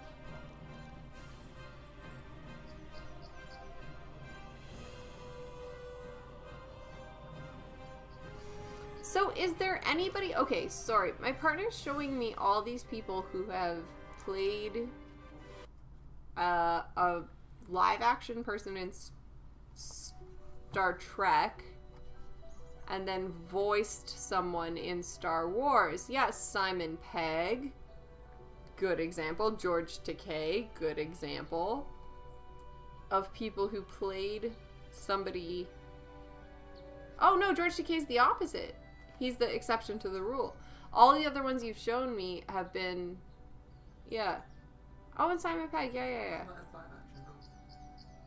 Oh, okay. Simon Pegg was in Force Awakens? Yeah, Simon Pegg was in Force Awakens, but Simon Pegg's Force Awakens characters is not purely... I would not consider that character to be, like, entirely in person.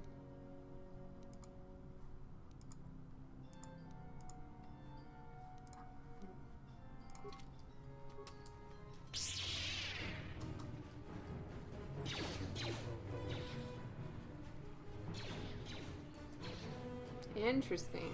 Very interesting. Oh, the Mandalorians have respawned. That's great news, y'all. Ron Perlman is an animated alien in both Star Wars and Star Trek. Somehow that... I mean, it doesn't surprise me, but that's just not what I was imagining. What can I do? They're in Nemesis. Yeah, we haven't watched Nemesis. We have not yet watched Nemesis. I'm here.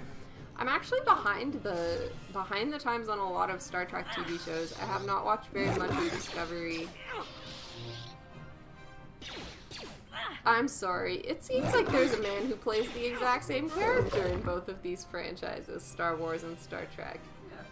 Now, I could be wrong, but my partner has just shown me a photo where they look exactly the same. He's Jim Kirk's stepdad, and then he's also Snap from Poe's squadron in Star Wars The Force Awakens. That's fascinating. Yeah, I don't like most TV shows. I'm really on board with you. Television right now is bad. Like, they don't make good television right now. Honestly, my favorite television show that has existed in a long time is Julie and the Phantoms, which is like a ridiculous... You have caused us far too much trouble for a mere Jedi. Musical. I will add your head to those of the other pop, Jedi I have killed and take yet pop another rock lightsaber for my kind own. of thing. Now you will know that mandolorians are feared. Yeah. It's been weird. Yeah. I have had a weird time with TV lately. Just not being able to hold my... Oh, what kind of gun do you have right now, Mission? Oh, other than Legends of Tomorrow. So my partner has reminded me of this. Legends of Tomorrow, which is a DC... a Detective Comics. Sorry, everyone always says DC Comics, and The C stands for comics. Legends of Tomorrow is a Detective Comics show, which is ballsy as heck. It's the... It doesn't help. Yeah, that's fair. Yeah, you don't want to just constantly have to deal with, like, the input from TV shows. It's not fun. Yeah, the DC TV show that I'm actually very impressed by is Legends of Tomorrow, which has genuinely some of the funniest, just most, like, tacky comic book like plot lines that, you know, you don't actually expect that much like in comic book TV shows. What you normally get is like nonsense. What you get has nothing to do with the actual comics, but for some reason with Legends of Tomorrow, the creators are allowed to actually do comic book things. I'm here. There's an episode of Legends of Tomorrow where they're, yeah, I know, Bastila died. She's terrible. I understand. Yeah, there's like, in DC's Legends of Tomorrow, there is a, wow.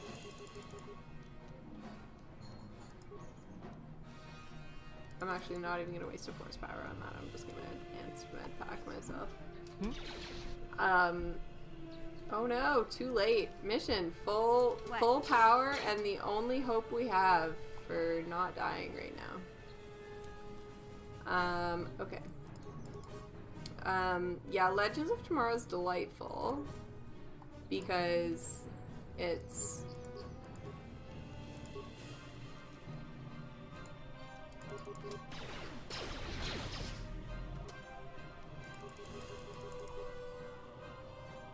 I don't even know how to describe why Legends of Tomorrow is good. This fight is hard. It wouldn't be as hard if I was actually paying attention, unfortunately, but I am just not paying attention. Which is not helping my case. Actually, I should not be here doing this. I should go somewhere else. Yeah, what I should do is go over here for a while. Ooh, he is fast following me. Fast. Okay. Y'all are not well. Let's just do a little bit of healing here for a second. What?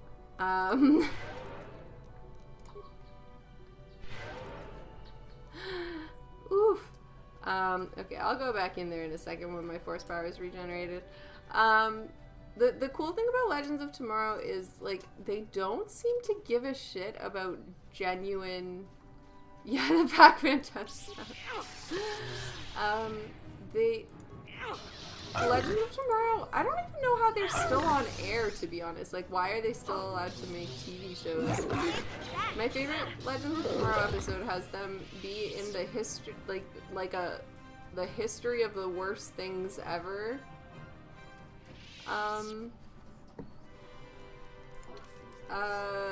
A museum? Oh, it was the finale of the last season, my partner says. But in that episode, for some reason I feel weird calling him this, but the artist Cisco, like, who I would not have thought would do such a thing. Oh, I should run around till the force powers all come back. The history of the worst things that have ever happened in the world includes Cisco's thong song. And Cisco himself went ahead and participated in this part of the TV show where thong song is part of history's worst mistakes. And like this incredible fucking fight scene is choreographed to the thong song by Cisco, and I've just never seen a TV show be that close to I'm here. comic books before. It just doesn't happen. Take that. It's just such, it's very quality media. I'm also very irked that Sense8 got canceled. I was really, really interested in the like lore that the Sense8 folks were gonna develop, and the way that, because we were gonna meet a bunch of other like Sense8 groups and like a bunch of other folks, and it was gonna be cool as heck. Yes. They did like a better job than I was expecting to be. Wow. Yeah, run far away and fight what other kath hound you can find. Great idea. You have liked The Witcher? I have not watched The Witcher yet. I have been... You cannot win. I have been told by some really funny folks that The Witcher is good for eye candy. I have been told that by a few people, including my brother, that's one of the things The Witcher is particularly good for. But I actually have like, my brain has like turned off every time I've heard something about oh my god, the hiccups are back. Every time I've heard something about The Witcher, my brain has not processed it. So I have a vague understanding of the main concepts of The Witcher, but like for some reason, unlike other TV shows where like when I hear about them, my brain logs that information and then like keeps it in mind. For some reason with The Witcher, like it is hard for me to even try to recall like the basic concepts of what happens in that TV show. I'm sure that eventually we'll watch it. Yeah, one of the reasons I really liked Sense8 was that it had a lot of characters. Yeah, I looted everything there. Unfortunately, a lot of that was the place where they respawn. So they're like there, you kill them, you go away, you come back, and they're there again. But because I had already looted that area when I was first there, those items don't respawn. The only items you can get after the dudes respawn is from their actual remains. One thing I hope of the remake of this game, and I'm sure this is totally unreasonable of me and not at all gonna happen, but what I would hope for is that you would actually be able to loot the items you can physically see on the screen exist. So an example of that would be like how when Mandalorian soldiers are defeated and their remains are like one frag grenade, that's ridiculous. Because I saw this guy wearing a full set of Mandalorian armor. So I know there's a full set of Mandalorian armor under the thing I just killed. So, you know, why on earth would I not be allowed to loot that armor that I can clearly see was on that guy? I also don't know if that's a common thing about video games where the people you loot don't have the things that they obviously had on them.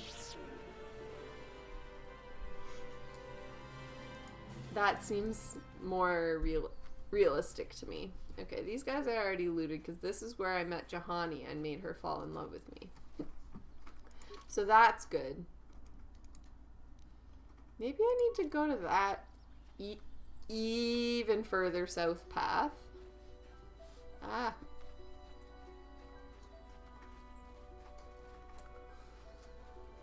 Let's see. I can't, for some reason my brain is not connecting to me where the sandrolls are. Perhaps they are through here.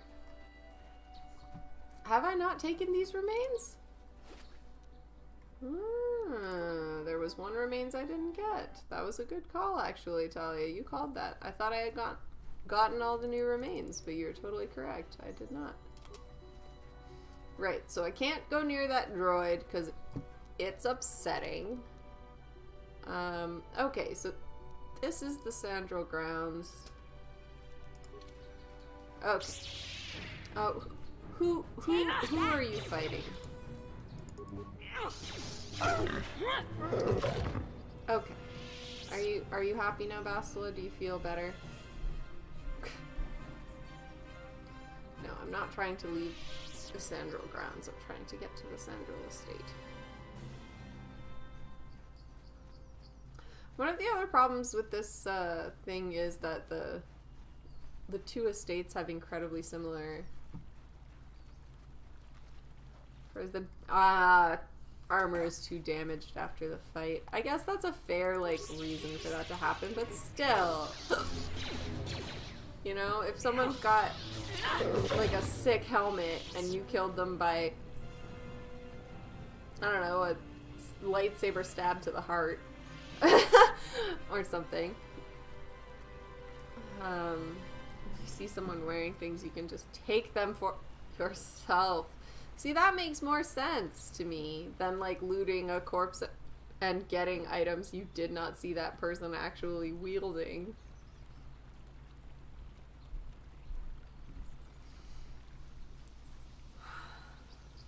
Okay. Sandral droid.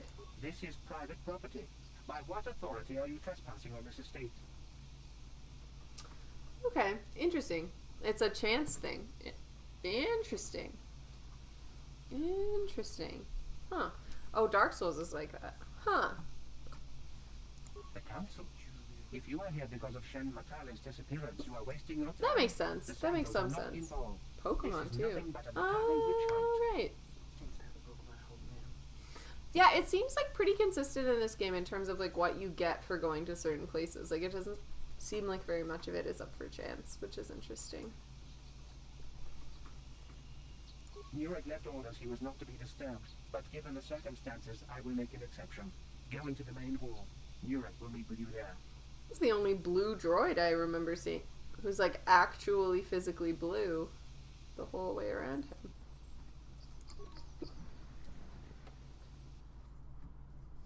Okay. I have been informed by my protocol droid that you wish to speak to me. Oh my god, my hiccups will never go away.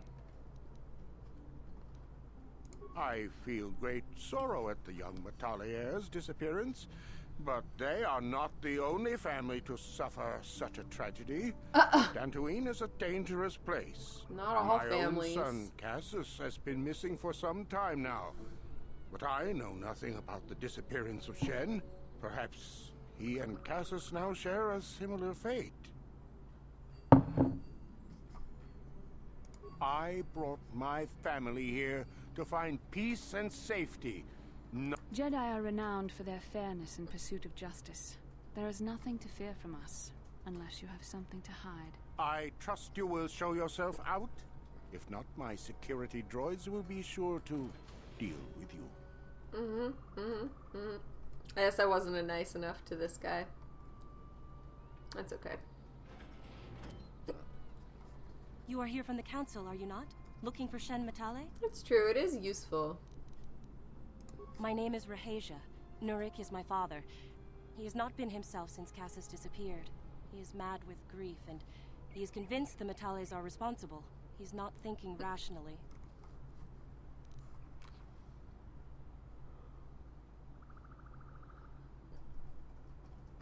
My father is a good man. When my mother died, he raised me and my brother by himself. He loves his children, and we love him. I just don't want you to judge him too harshly. Something interesting about this game, which I'm not sure if it is the same with a lot of other games, is a lot of the characters you come across that you loot the corpse of were dead when you arrived. So there's a lot of looting corpses that goes on, and they weren't corpses that you kill. So if I were to muse about when you loot corpses in video games, I would actually muse that you only loot the corpses of the people that you've killed. But in this game, you must understand that Father has been under a terrible you strain. loot I have no wish to disobey him. lots of dead bodies that you didn't even have to kill.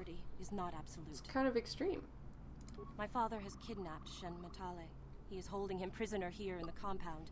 He feels this is a way to get back at the Matales, a way to get even for the disappearance of my brother Cassus. I see. Well, there is the answer we seek. The Jedi Council should be informed of this at once. No. Since Cassus went missing, my father has become unstable. He might hurt him if you do that. He no longer even cares if the Matales are responsible for what happened to Cassus. I am afraid my father will simply kill Shen out of a mad, misguided lust for vengeance. Shen is an innocent victim in all this. My father is not a bad man, but his grief has driven him to madness. He must be stopped. Please, find Shen and rescue him before my father does something he will regret forever. I would take you to the prison, but I cannot let my father see me with you. Take this key. It will open an unguarded door at the rear of the estate. You and Shen can make your escape through there. There are many security droids guarding the halls. Please hurry. You are Shen's only hope. I wonder if that voice actor, like, understood. Please find Shen and free him. You are my only hope. Understood the concept of the "you are my only hope" line. You know? I wonder if they understood, like, the gravity of what they were recording when they recorded that. Ooh.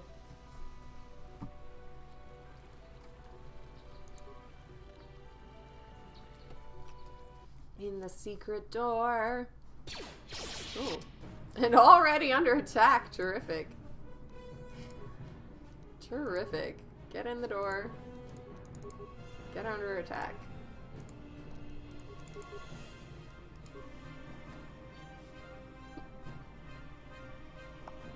Mission, do you think you can do your job? Yeah.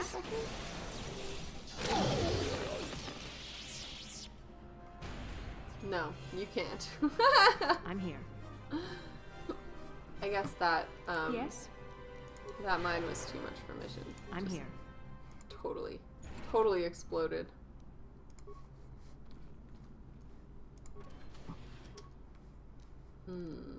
Bastila, please come here with your droid destroying.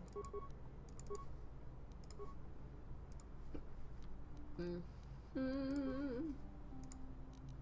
can I do? What?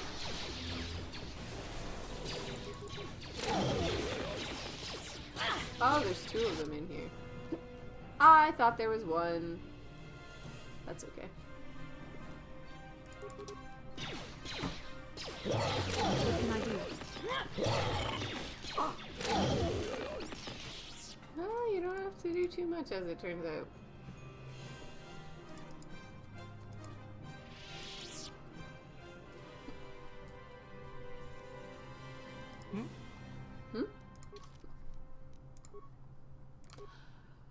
Okay.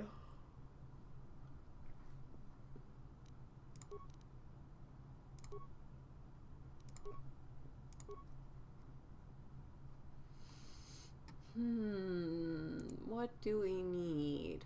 Ooh, +2 to persuade. I like that. Perhaps I will do the +2 to persuade. Blaster bolt deflection rolls. No, that's okay. I can get that from some of the lightsaber crystals. Does melee weapons include lightsabers? Oh no, it's a separate thing. Okay, I should add the lightsaber feed. I need that. Okay, let's do throw lightsaber. I absolutely love that force power because it does not seem very forcey to me.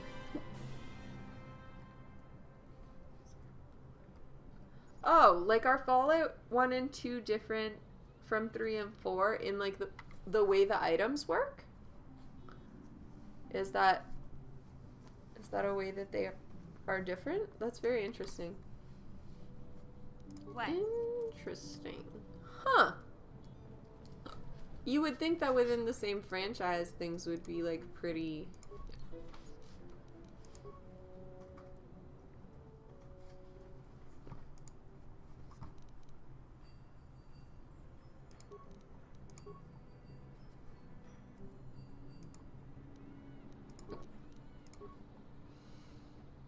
different. Oh! For some reason, my brain just, like, did not process that different people could make this the same game.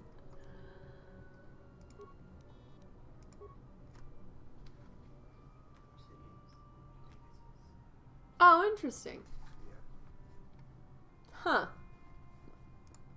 Huh. How interesting is that? It's all different spots of wasteland states. Huh. That's very interesting. This is something I did not know, so I learned some fun facts today. Yes? Delightful.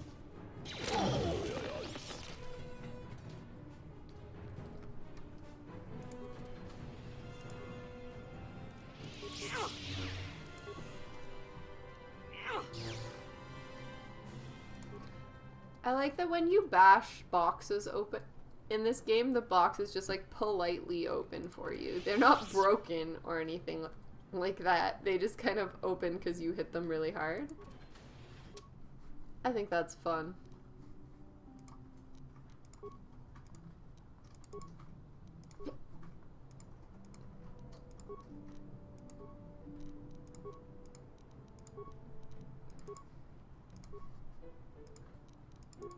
Yes?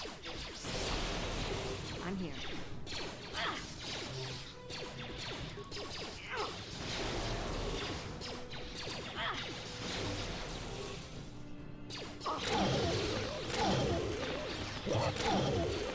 You know, the other thing about the ableism that I've been dealing with is that it's very targeted. Like, they make the ableism really personal. They really do. They, like, they make it about you personally, and they pretend that you don't understand what's going on, because it's easier to pretend people don't understand you than it is to actually acknowledge that you provide inaccessible information. And, like, I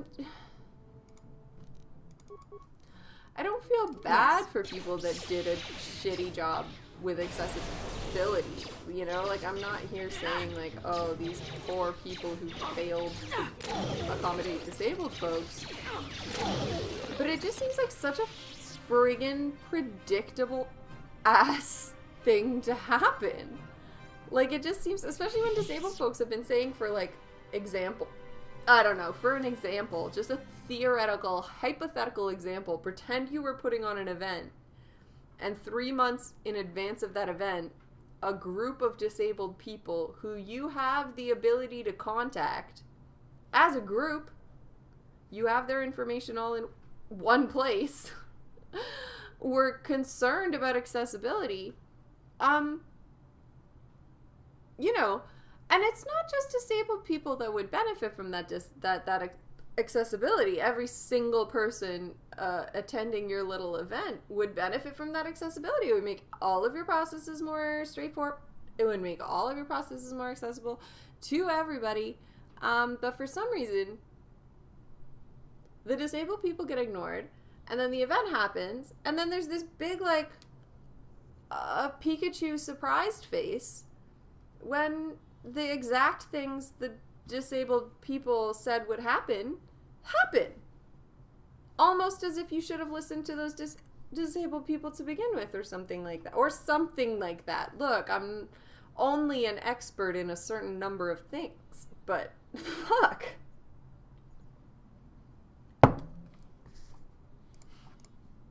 Please, find Shen and rescue him before my father does something. Yeah, There are many security droids guard. I'm rescuing your boyfriend, don't worry. Shen and I, we have been taught by our families to hate each other, just for being related to our fathers. But I met Shen alone one day in the city, away from his father. I have also been Shen judged was because so I'm related to my charming, father. so Don't worry, sweet. I get. He didn't care at all how that I you was a feel. Sandral. He just accepted me That's for not true. who My I father was, has with literally no no reservations. enemies. We talked and met again over months and fell in love. My brother Cassius nobody met him judges too, me and for that they were beginning to particular become parental friends. figure. But then this the other whole one. mess had to happen. Please find Shen. Sneak your way through this You are mission. my That's only fair. hope. Yeah, I don't. Yeah, that's fair. Not having to deal with her saying that you're her only hope like 17 times in a row is probably preferable to going through her saying that so many times in a row. Did I already take these things? I did. Good. Good, I'm doing a fine job then. Okay.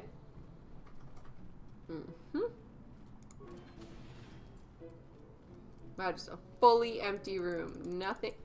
Nothing to loot. Nothing to do. Oh, she must have been in there and she came and followed me because I didn't go into Shen's room fast enough. That's kind of to be expected, I guess. Wow. You can't click on anything because it's too close to... with enemies nearby. Yeah, I wasn't trying to talk to Mission. Good lord. I'm here.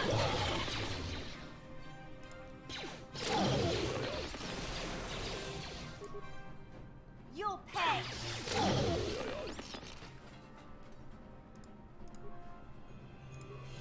I love reactivating the droids. I never tell them to do anything, but I just love it. Look at them. Ah! Now he's awake. Now he's fine. It is, like, pretty convenient, yeah, having the different things you can do. Okay, so that's Rahasia. That's an empty room. Did I open that already? I'm assuming that I already did. I was wrong. Oh, I have the prison key now. That's probably useful for something. Remains. Also useful. A type of droid armor. Okay. Now, what am I doing here? Okay.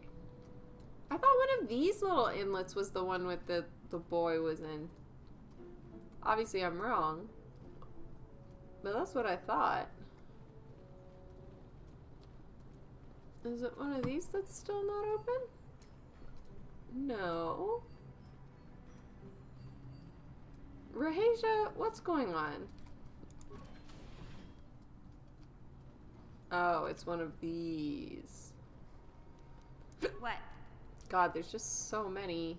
This is an example of when the maps in this game like look so similar to the other thing you've already explored. I'll like trip myself out feeling like Gotcha. I must be just remembering poorly. Who are you? What do you want with me? Are you working for my father? Rescue me. No. I won't leave. It's too dangerous. It's not my own safety I'm concerned about. I'm worried about the fate of Nurik's daughter, Rahasia. She's been trying to convince her father to release me ever since I was captured. If I escape, Nurik will think Rahasia is to blame.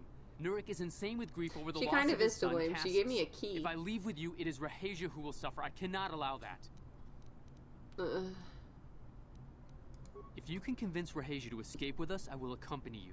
Though I do not know if she'd be willing to turn her back on her home and family. Who could imagine a Sandral doing such a thing for the sake of a Matali? But if she will not go, then I too shall stay. For I a would rather Capulet? face my own death than No have her face her way. father's wrath because I escaped. Sorry, I just heard that in my brain, in the magic school bus. Tone of voice. With the frizz? No way. Except for a Capulet? No? What? My father thinks the Sandrals are thieves and liars who followed him here Thieves to and Dantooine liars. just to Yeah, steal yeah. what he has earned for himself. My I'm father is familiar an with the egotist thought. and can be violent at times, but I think he still cares for me. Rahasia's father seems to be falling into the same pattern as mine. They're both too unreasonable to be talked to about the other. I think the only hope Rahasia and I will ever have is if we can escape both of them. Please, find Rahasia and speak to her. Get her to flee this place with me. Okay, where did we just see Rahasia? We just saw Rahasia. Maybe through here. Rahasia. You guys are one room apart and you can't talk? This is why neurotypicals are exhausting. Cruising through Verona. Ooh, yeah. That would be a good rewrite of that song. That's a good call, Eric. That's the place where it has Shen can be so stubborn sometimes. If one of the security droids sees me wandering the halls, Father will get suspicious. I can't risk it. But I know Shen would rather die than leave me here alone to face the wrath of my father. Tell Shen I will meet you outside the gates. I will wait as long as I can, but you must hurry.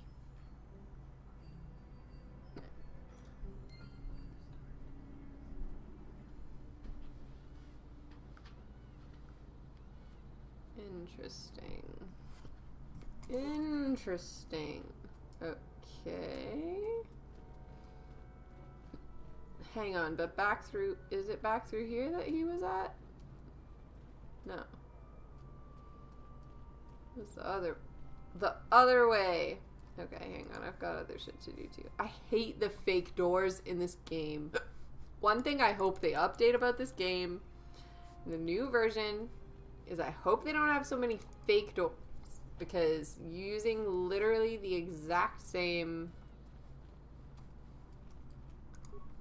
graphics for the doors that are not actually doors and the pretend doors is just awful. Shen, you're safe. Rahasia. Well, thank goodness you managed to escape. It was all thanks to this kind Jedi that we managed to get this far at all.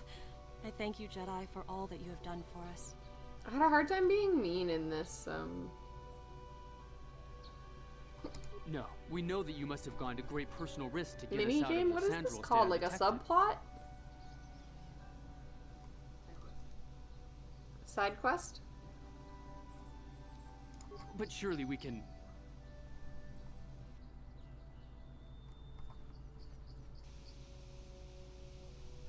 Uh-oh, men with guns. Bad time. There you are, Shen. Bad Father, time. Mr. Matale. Rahasia! Father. Mr. Sandro. Nurik. Side quest is I knew this was all your doing. I knew you had captured my son. You had taken my Cassus from me long before that. Jesus, apparently these fucking I don't want to hear any of your quote-unquote excuses. truckers. They're Get not real revenge for your truckers. transgressions.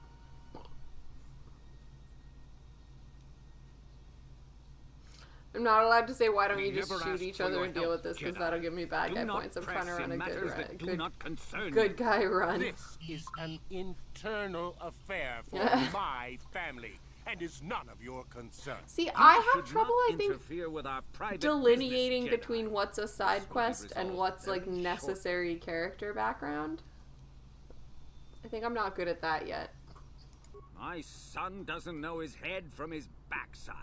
Oh, I am that's the only rude. one qualified to be making his decisions for him, and I say that he leave with me right now. Wow, we're talking No, I about won't. telling parents I can choose my own path. get stuff, and it's both in I am tired of you controlling my life. I love Rahasia and I want to be the with her forever. anti-ableism And I want way to stay and with in the Shen video forever, game way. Father. Sometimes parents just really don't know anything. Well, I get bad guy points if I... No, Don't I don't disobey care. me, Shen. Come to me now and leave her. If you don't, I'll disown you. I don't care. Rahasia I'll and I will live on our own disown if you won't you. accept How us. often do You parents will actually do no say that out such loud? thing. I I am know a your lot of people that have father, been and I disowned by their order you parents, to come back but I with don't me. know that many No, Father, I times won't. where it's been that Rahasia, explicit. you will not leave with this Matale boy. I am, Father, and you can't stop me. We're leaving for the Enclave. You foolish girl.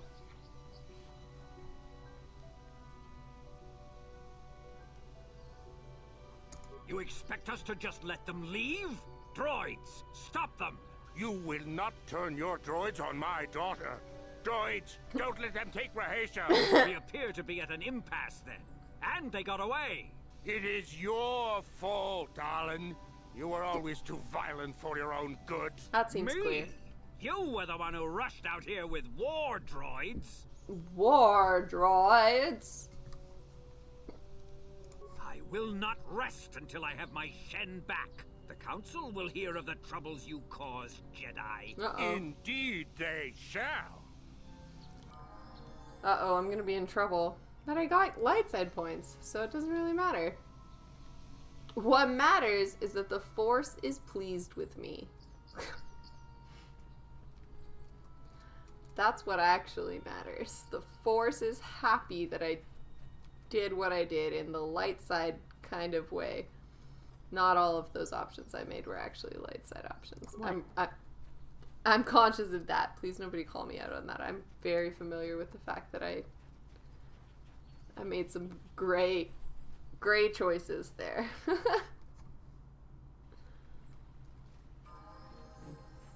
Okay. Do I have to be out here anymore? No, right?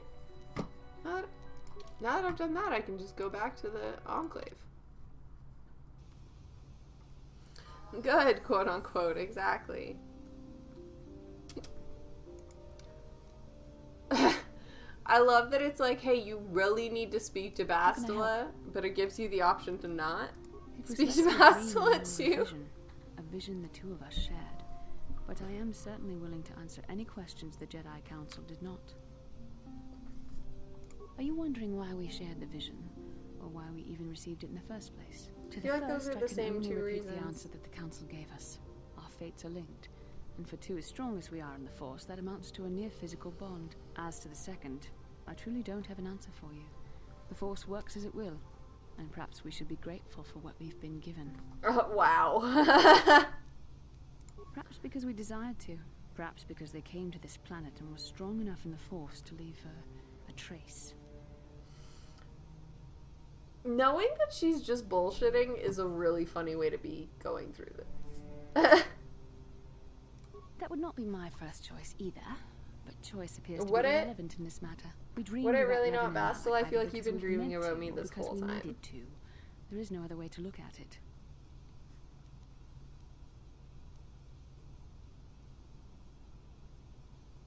Well, that's harsh. Obviously, I can't say that. With luck, we will. I would rather not rely on such visions to guide us. But when we have so little else to go on, and the galaxy hangs in the balance.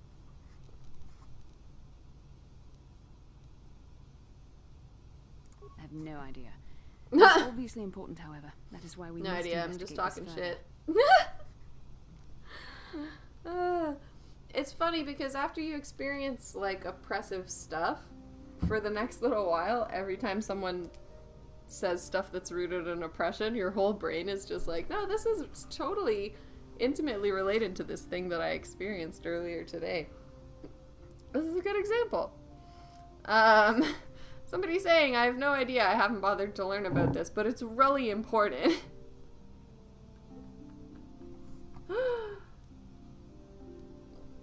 With luck, we will. Okay. As you wish. We really should return our thoughts to business anyway. Yeah, for sure. What? I love that. One of the things I really like about this game is the random ways that characters turn so that they have their back to you. For no good reason. Whoa.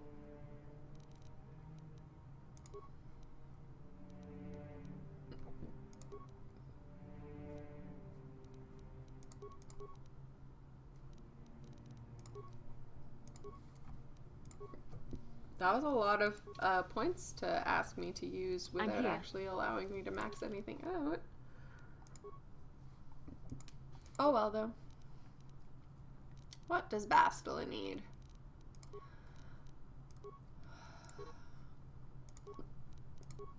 Okay. I will use them later. Don't worry so much.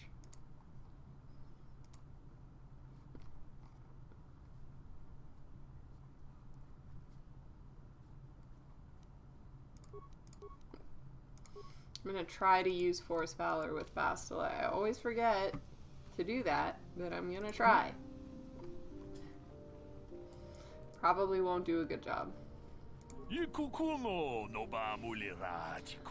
Oh, this guy's asking for a moment of my time.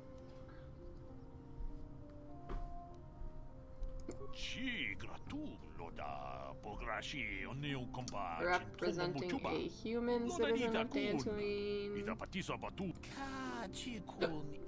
Daughter was kidnapped by raiders, has not returned. Sasha. Takom justach miki grabalmogo. Kachi ita hodunga. Manaman atota. Little in the way of local authorities. Again, I'm really feeling some solidarity with the problems here.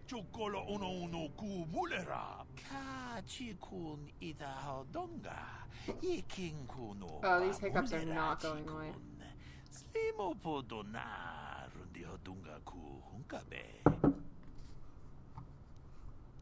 Takom justach miki grabalmogo. Kachi ita hodunga. Why did he call me sentient? He's sentient too. What the F? That's bizarre. Okay, I think I'm gonna get in trouble with the council because I told the people to do what makes them happy. So I have to go get in trouble for that.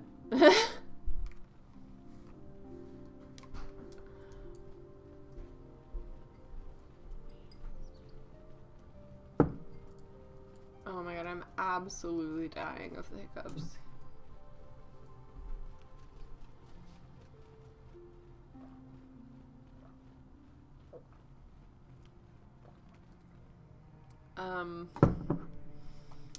I've never seen this before.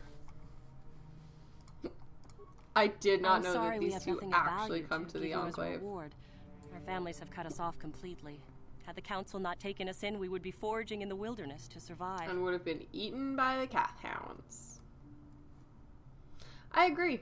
Sentience is hella overrated. I would much rather be non-sentient than have a brain that does this much all the time, constantly, forever.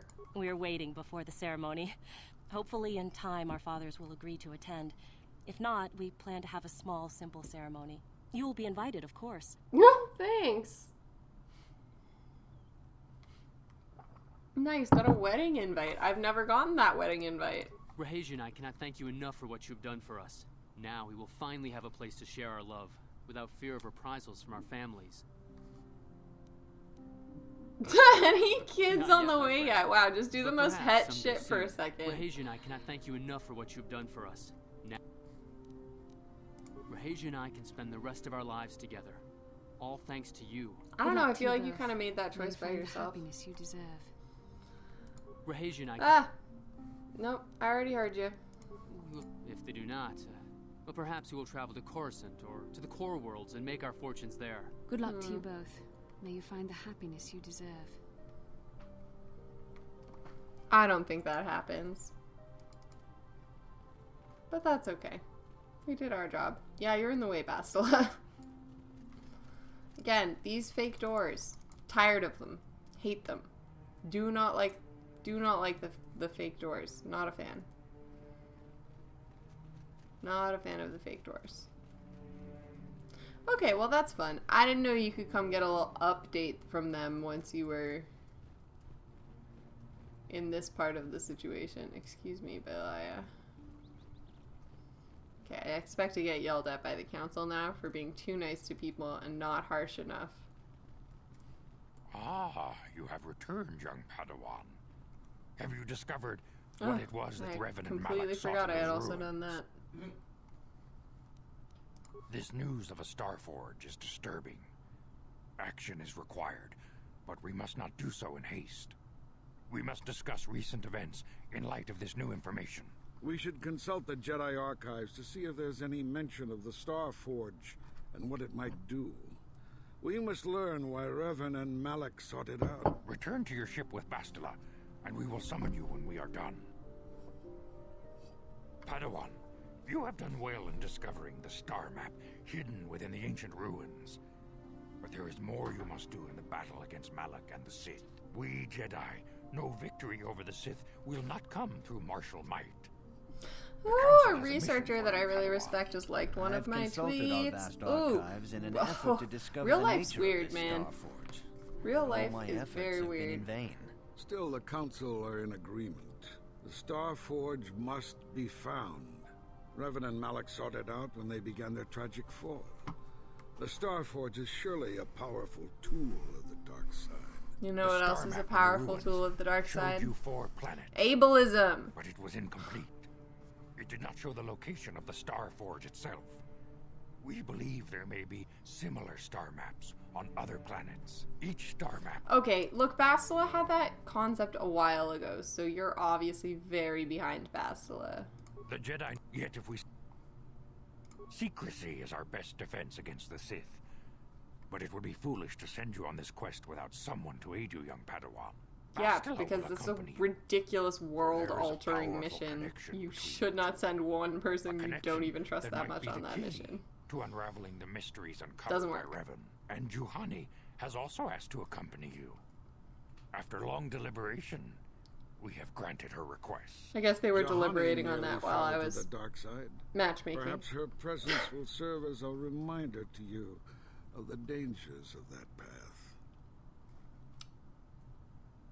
Of course, those who aided you on Taris will also come. They possess skills you may find useful in your quest. Remember that secrecy and discretion are paramount to your success. You will not be able to hide the fact that you are a Jedi, nor should you. But He obviously said are a Jedi, except there's no in the official captions there. That's Dantooine will be a sanctuary for you, a safe haven. Here you can find supplies and whatever advice or other aid we may give you. You can leave whenever you wish. The sooner the better. Yeah, fuck you. I don't The like spending longer time with wait, you the either. stronger Malak becomes. But first, a warning, young Padawan. The lure of the dark side is difficult to resist. I fear this quest to find the Starforge could lead you down an all too familiar path. The fate of the galaxy is in your hands, young Padawan. We pray you are up to the challenge. May the Why are Force they be calling with me you. young when I'm obviously just like the same age as Bastila? I don't like it. Not a fan. Okay, so what I think I'm gonna do here...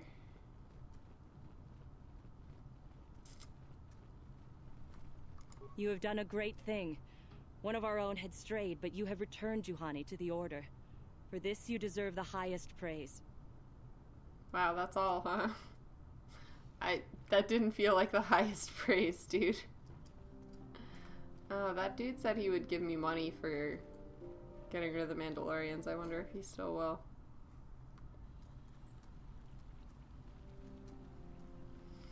Bastila, what do you want this time? No, not bothering me. Not exactly. I've been thinking about what the Jedi Council said about the two of us. There is a bond between us. I do not dispute that. I can feel it, as I'm sure you can. The nature of that bond and its effect on our mission remain in question.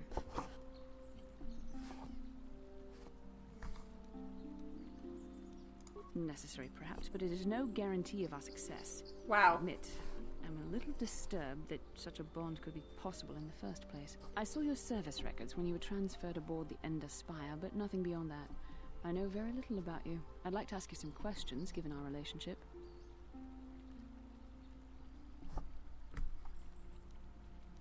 Don't worry, these are simple questions. Nothing too intrusive. First, what kind of background do you have? I see you intend to be childish about this. I guess I won't get anywhere continuing our I was discussion flirting, right now, will I? Bastila. You I suppose I'll have to misinterpreted speak what to I you was again doing. later. Hopefully. Whatever. Bastila will fall in love with me later. John, where'd your wife go? Wasn't this guy fighting his wife before? Have you found the Mandalorian ring? Or was that the other guy? Thank you, young master. My daughter can now, I think, rest in peace. Here is the reward I promised you. It's the other guy. Again, I thank you. I will be sure to tell the council of your great deed. Thank you, because they're kind of mad at me because I pissed off those families earlier. So nothing over here I need, right? Did you hear about the young Jedi girl from a couple days ago? I heard she hurt her master pretty bad. That was Juhani. Don't shit talk my girlfriend. I don't want to talk to you. Oh no. Oh, game won't let me leave? Okay, there we go.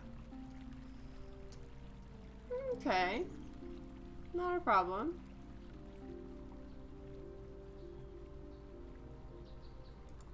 Yeah, that's not even, so I guess the husband and wife people that I was talking to before, they no longer need talking to. I suppose.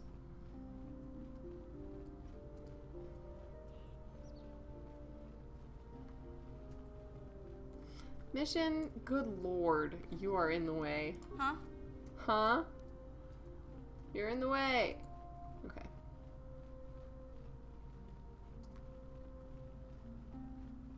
That's okay. I don't want to talk to that guy, he's annoying. Stop! Said I don't wanna. Ooh. Just clicking things by accident here.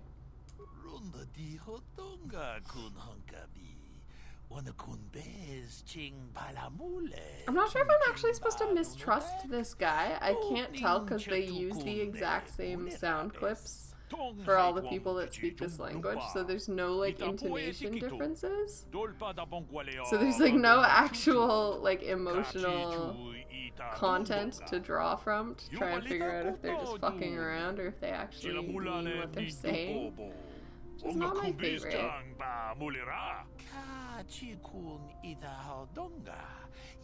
Wish you well and warn you to be careful. Yeah, what could be more dangerous than the Sith? Nothing, right?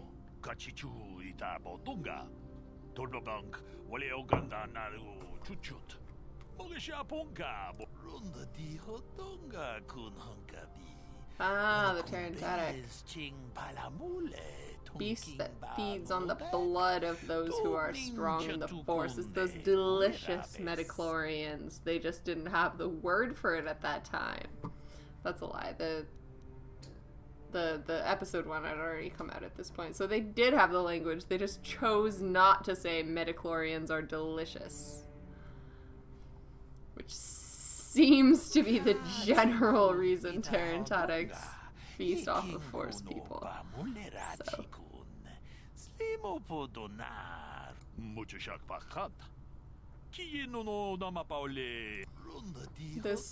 It seems like this game was actually the first retcon to try and eliminate the midichlorians discussion. Just by a feature of the midichlorians not being mentioned here at all.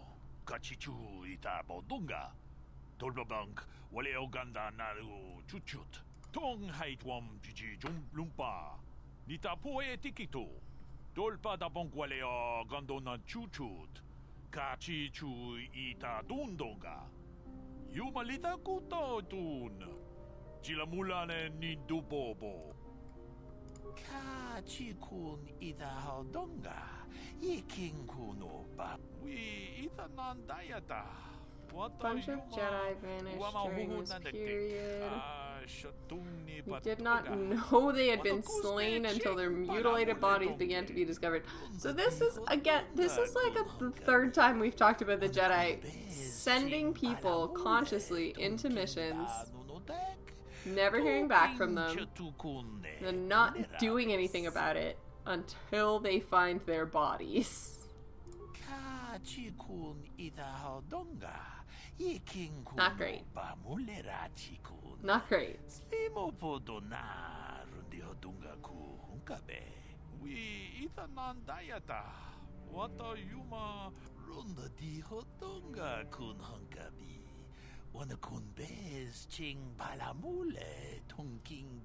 Yeah, the Great Hunt is officially over, except we appointed 3 people to continue the work.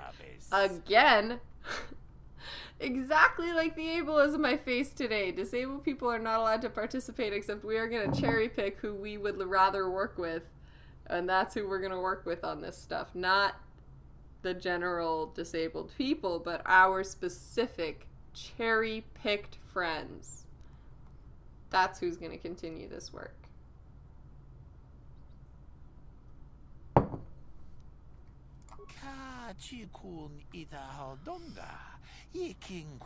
The three shared a powerful bond.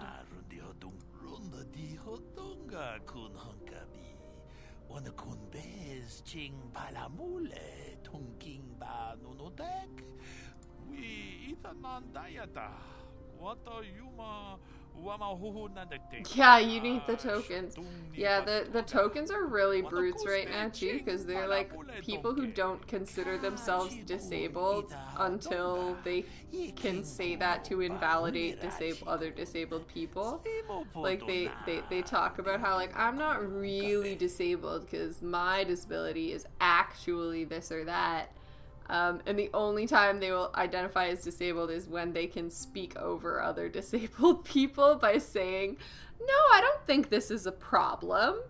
But it's also like, yeah, but you also don't consider yourself disabled. So, like, can you speak for any disability community? Can you? If you consider yourself not disabled, if you don't acknowledge the actual real life experiences and position that you're in because of ableism, and you still try to not consider yourself disabled, like, do you think you can really be counted as someone who speaks about disability at that point once you've, you know, made that choice? Seems kind of ridiculous. Seems like ableism. Yeah, they can piss off. Yeah, agreed. I've had some really unpleasant experiences with those people. And you know what, the other thing I've noticed, like, because I'm autistic, right? And I do a lot of advocacy to try to protect autistic kids. And the thing I've noticed is that the little tokens that, like, politicians and people like that will pull out to, like, you know, speak, they never say they're autistic. They either say, I have a lot of the traits of autism spectrum disorder, or they say, I am somewhere on the autism spectrum. They refuse to say they're autistic because of this friggin' internalized ableism, because you feel like as soon as you say you're autistic, people assume bad things about you, which is true. When you say you're autistic, ableists assume bad things about you. But the only way to actually fuck with that stigma is to meet people, say you're autistic, bust all those myths, and mess with the way they conceptualize autism instead of adapting the way they conceptualize autism into the way you treat yourself. Like, that should hurt you. Doesn't that hurt you? Drives me totally up the wall. Just drives me completely up the wall. Not something I can understand.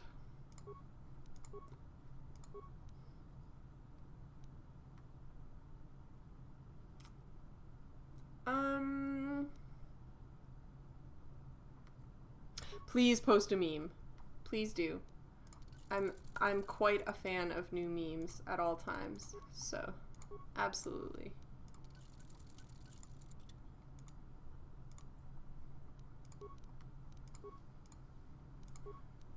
This really, my best friend made a meme for me a while ago, which is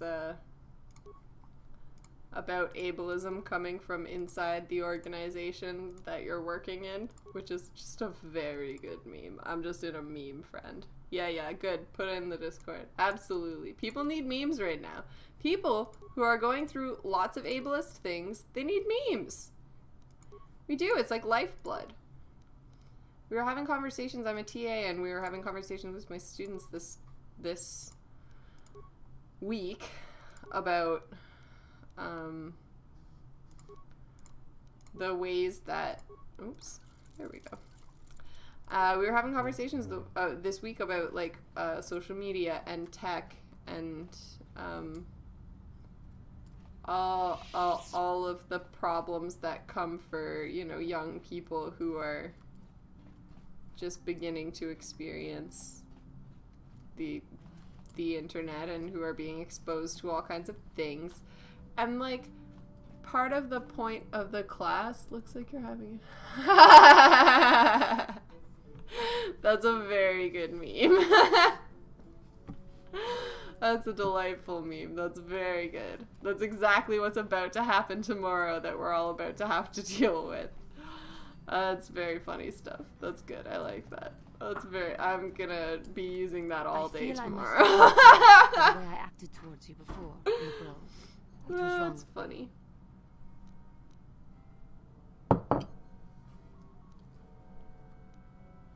I am sorry for attacking you. I am sorry for thinking you would only try to kill me.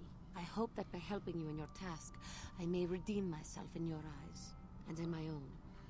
Yeah, but my eyes are what's important, right? Thank you. It is most reassuring to know that you can forgive me, even though I tried to take your life. I can only hope that, in our time journeying together, I will succeed. Snark and sarcasm runs in my family. Yeah, me too. My favorite thing, so my opinion and experience of my father was greatly enhanced when I worked with him for a summer, because I did like a summer apprenticeship with my dad's union, with the carpenters union. And I encountered him on a job site once where a boss asked him something completely unreasonable. Like, the boss was asking him to do, like, a wild amount of work. And he was gonna do it, because he's incredibly good at his job. He's very good at what he does. And so he was already gonna do that work. But the boss was, like, very sharp about it. And he was like, so you'll get that done by this time, right?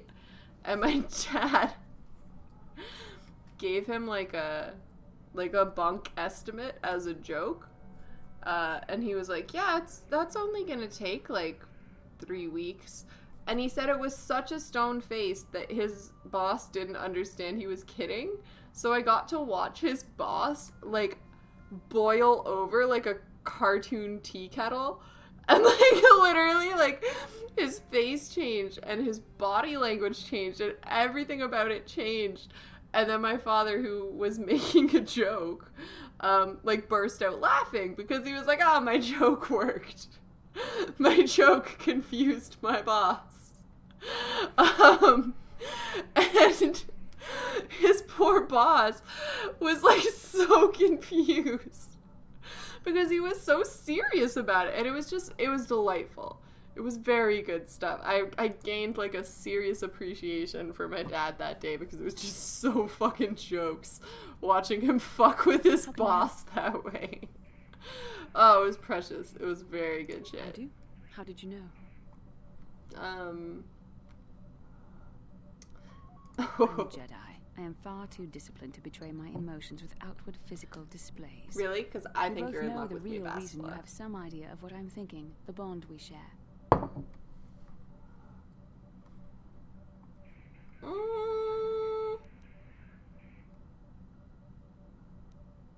Our connection allows us glimpses into each other's mind.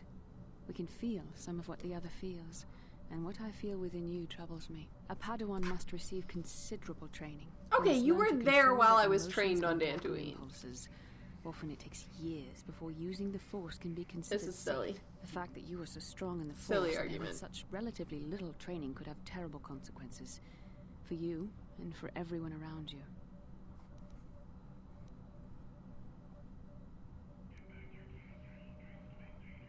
This is not a joke. I mean, it's kind of funny, though. Both our destinies. Not to mention the fate of the Republic and the entire galaxy. There is much at stake. Thankfully, you've exhibited a degree of compassion and self-control up to this point. I sincerely hope you can maintain these traits in the future.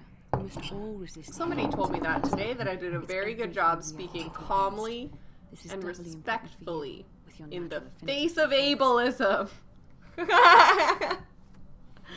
Everything in this game is leading me back to ableism today. That's what happens when you spend a day dealing with ableism.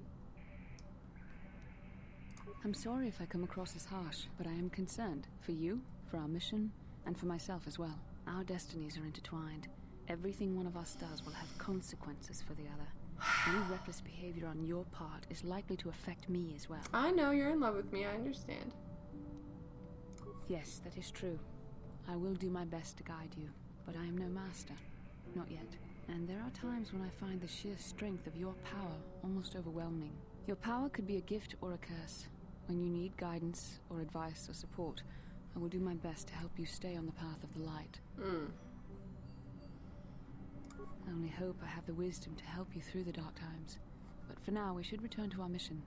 Yeah, well, you're the one that insisted we talk. Okay. Karth, do Yes, you what's also on your want to mind? talk? Have I been quiet? Suppose I have.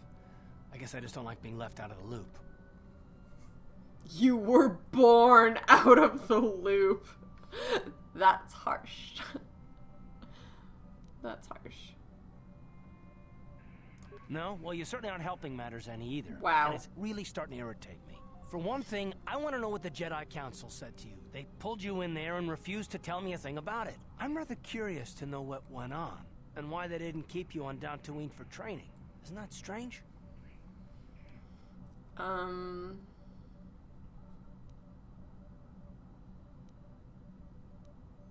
why is that? You were a great help on Terrace, but why would they keep you with us? Don't they?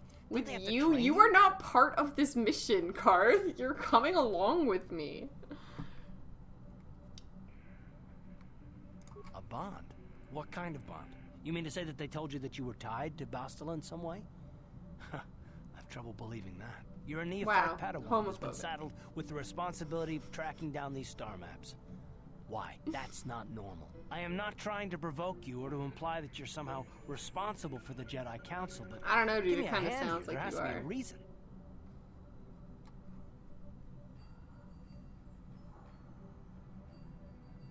No, I didn't mean that you weren't wanted or that I want to go. It's just, damn it. Well, I'll tell you this much. I'm not going to wait around until I'm betrayed again. I'm not gonna betray you. Come on now. Yeah, we'll just see about that, won't we? Look. Wow. I didn't mean it that way. I want to get to Saul, not... No, forget it. It just seems that all I can do is insult you, isn't it? Just forget I said anything. Let's just get on with what we were doing. It was literally, I chose all the nicest options, and still he was fighting me. That is such a man thing to Yes, do. what's on your mind? Nothing, I You got guess. If that's all you've got. Nothing. I don't have anything about me. Okay. So let's do a quick little make sure that we've got the most effective stuff on thing. Yeah. My partner's reminding me to save because I'm terrible at remembering to save, which is fair. What? No, I don't know who you are. I'm not gonna share your thing about wanting money. God. Sorry. Social media is sometimes a total blight. I shouldn't say that. I was literally talking to my students this week and I was like, social media is important. It helps people connect. You shouldn't be negative about it. And then I'm like, fuck social media in my spare time. No, it actually is important. I shouldn't be a dick about it. Okay. What have I got here? Ooh, just dropping stuff. No problem. Right, Brejik's belt she has. Does she need strength amplifier?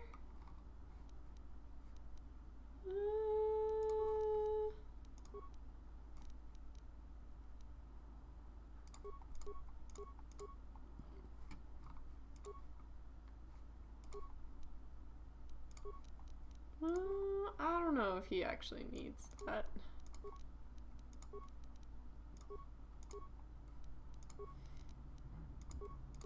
Give her some shields. She can use the gloves. Very good. Okay. Achoo! Oh. Achoo! Ooh, I'm dying.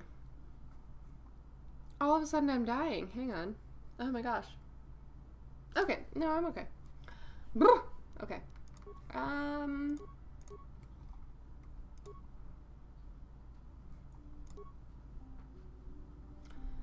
Will and awareness is probably not as needed as demolitions. Achoo. Oh, I'm dying. I'm truly dying. Hang on. I don't know what's just happened to me to make me be suddenly dying, but I am. Oh, Lord. Okay.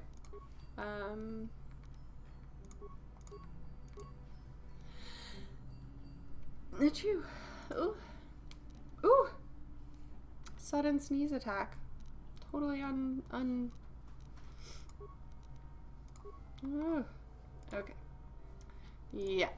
Juhani, why don't you go ahead and take that considerably better?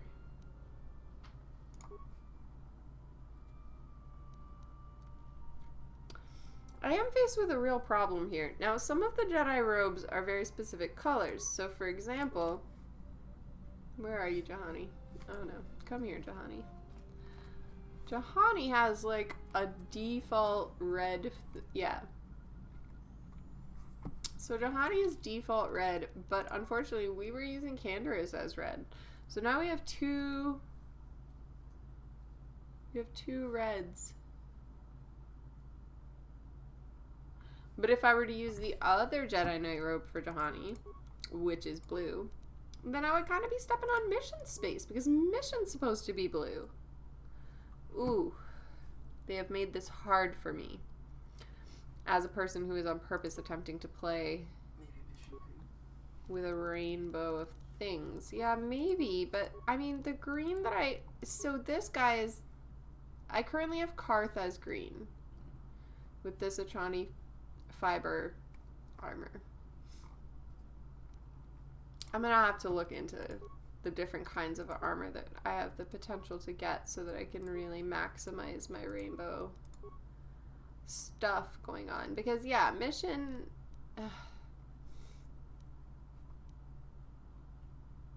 how many team members do I have? Hang on.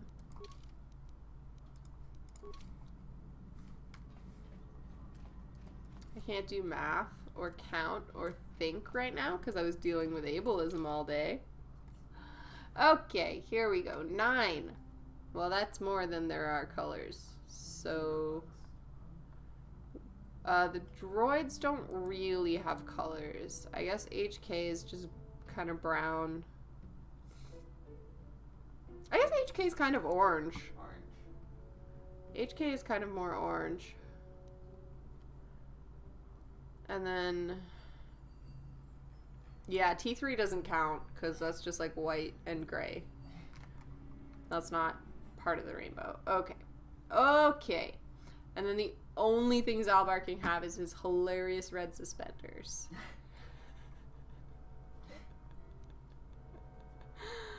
Okay.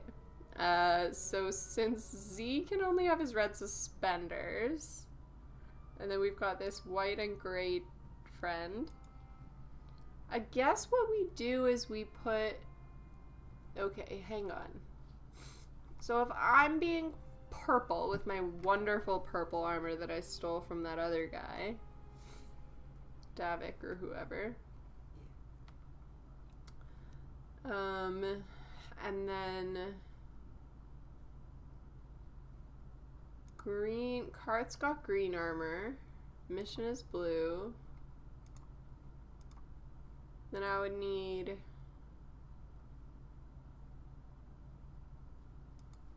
yellow, orange, and red out of these 3. So one of them, see, and this is where we come across a problem. Yeah, mission may have to be green instead of blue, despite the fact that she's blue, because the only other actually kind of blue situation I can do is the blue Jedi robes. And then these two can fight over the armor. Yeah, the only other blue armor is the Mandalorian heavy armor, which won't even make sense to get because I already have blue Jedi robes. So when what's-his-name comes, I can just put him in the blue Jedi robes.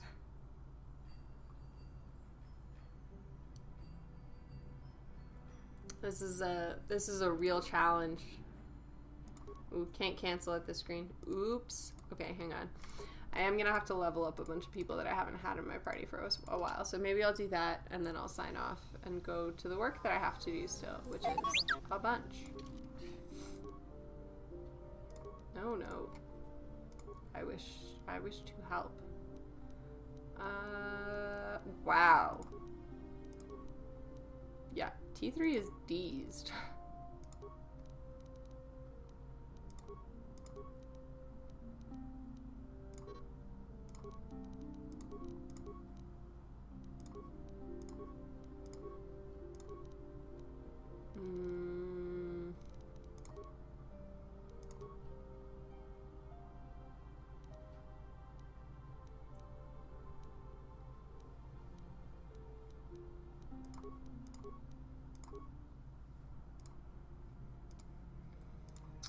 What do I need for this droid?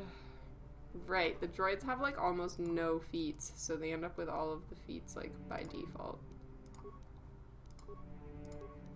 I forgot about that.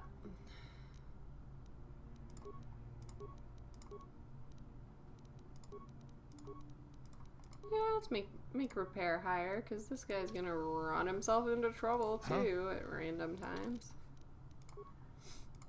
Okay. Obviously Canderous only has one skill. Okay. Let's just see what we have here. Yeah, I think I'll do that and just make Canderous even more annoyingly steadfast. I'm here. The worst part is that I'm doing this rainbow of like gear, and the only time you will ever see them all together is like very close to the end of the game when they like stand in a circle on the ship. And that's the only time I'm actually gonna see them in their full rainbow order. How may I be of assistance? So maybe I should try to coordinate their armor so that when they're standing in that particular circle, it's a rainbow in the correct order. What is it? Huh. How I came to That's be a an Jedi. interesting concept. I am Maybe sure I'll do you would that. not find it very interesting. Are you sure you would like to hear? Yes, tell me. Well, it goes back a number of years. Back on my homeworld, we did not see Jedi very often, especially where I lived. Where did you live? The end of space. A pit of a world, to be sure, where Jedi Harsh. rarely tread. But we had heard of them. Well, everyone had, so that is not to be unexpected. Champions of truth, defenders of justice, heroes of the Republic. Abel it has was probably very hated easy them. for a child to be enthralled by their image, their mystique. Maybe I was one of those children. Did you meet Yes. a Jedi? Were you Yes, I did. already When I in love saw with a me, Jedi for the Juhani? first time, they lived up to everything my imagination had created them to be. I was old, and maybe a little enamored.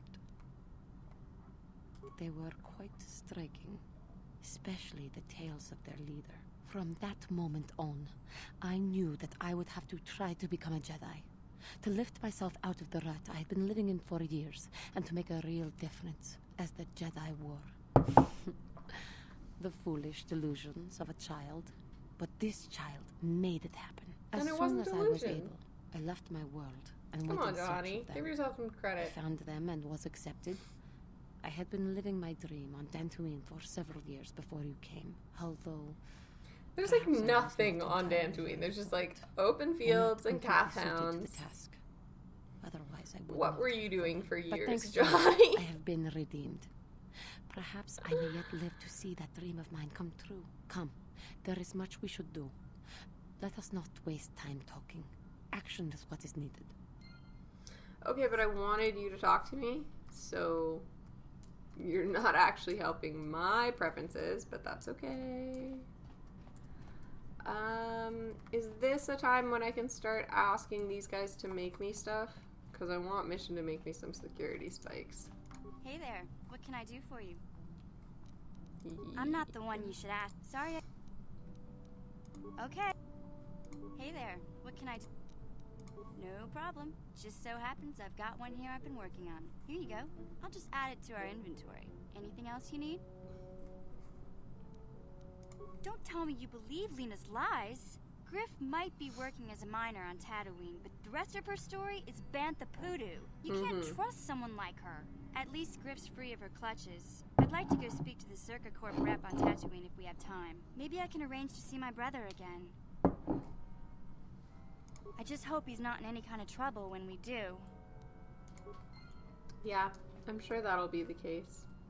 No trouble at all.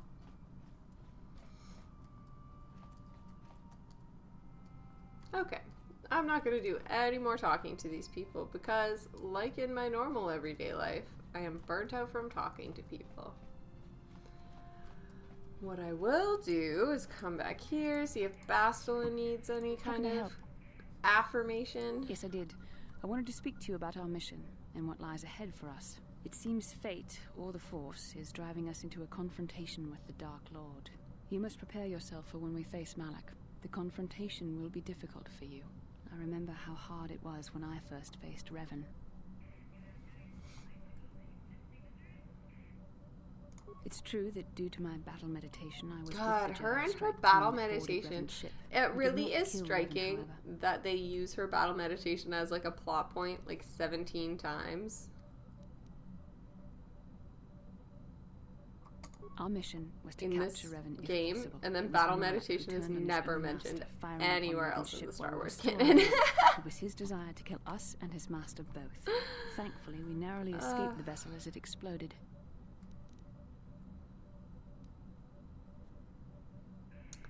Wow.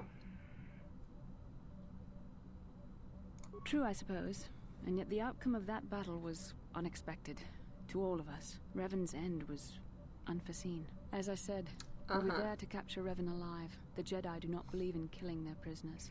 No one deserves execution, no matter what their crimes. Remember that Revan and Malak were once great Jedi, heroes in every sense of the word. They demonstrate the danger of the dark side to us all. I'm sorry, we really shouldn't speak of this anymore. The memory of my confrontation with Revan is painful. That's very not Jedi of you to be so impacted by your emotions, Bastila. Just saying. Yes, what's on your mind? Nothing? I just wanted to get some dialogue out of the way, but I guess I'm not allowed. Okay, so I'm going to save my game. I'm going to go to another planet, and then I'm going to sign off and do some work. I feel sufficiently...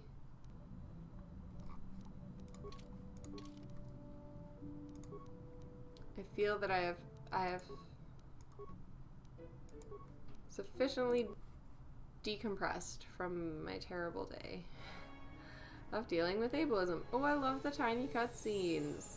Miniature cutscenes. Thank you, OBS, for making this cutscene miniature for no good reason. Love it. Love it. Very good stuff.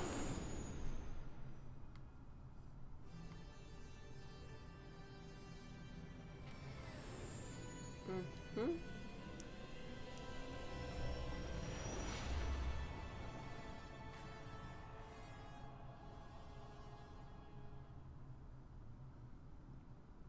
Oh.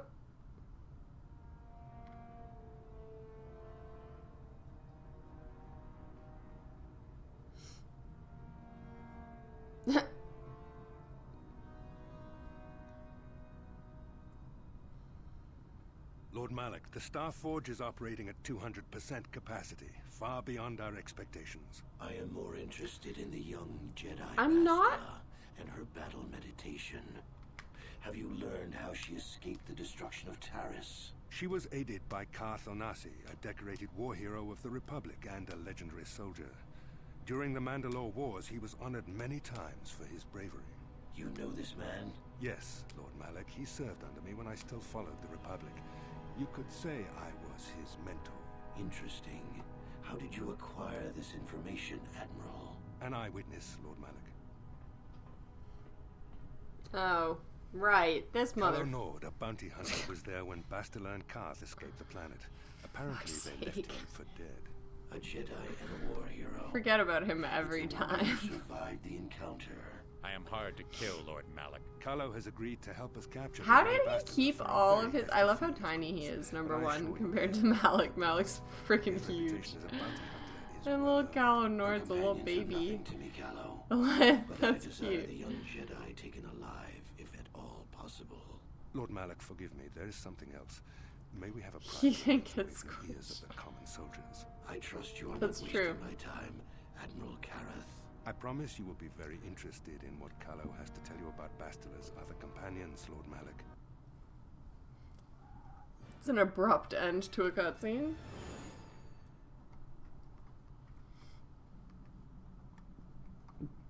Uh-oh, another bad dream. Uh-oh.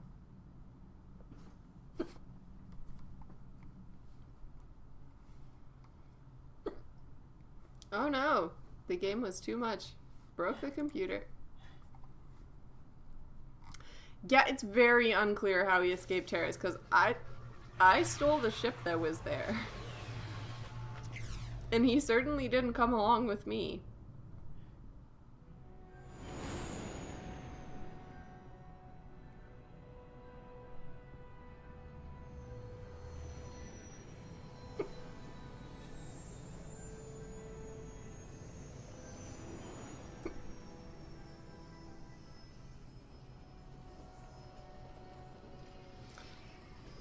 God, being on Tatooine is gonna remember me that I'm 2 episodes behind on Book of Boba Fett, which is on purpose because we collect a few before we actually watch the thing. The Force has given us a vision, like the one we shared on Dantooine. Did you see it? Of course. You must have. The Force is strong with us both. Tatooine is known for little but glowing sand. I find it surprising that there would be a star map somewhere in its desolate wastes. Obviously, you've got some internalized shit about sand. That is not the fault of the people that made the star map. That's your fault for having some internalized shit about sand. Perhaps, though that would have been tens of thousands of years in the past. Now there's nothing but the howling emptiness of the Dune Sea. The star map would likely have to be within some kind of shelter to protect it against dust and sandstorms. I suspect there are many such caves and caverns hidden in the sands of the Dune Sea. The creatures of this world probably use them as their lairs. No doubt things will become more clear once we discover the star map's location. Right. Okay. Okay, well. Oh.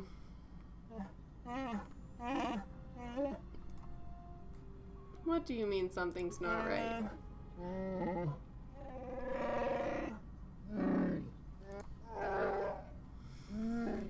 Zalber makes me so upset because he always looks unhappy.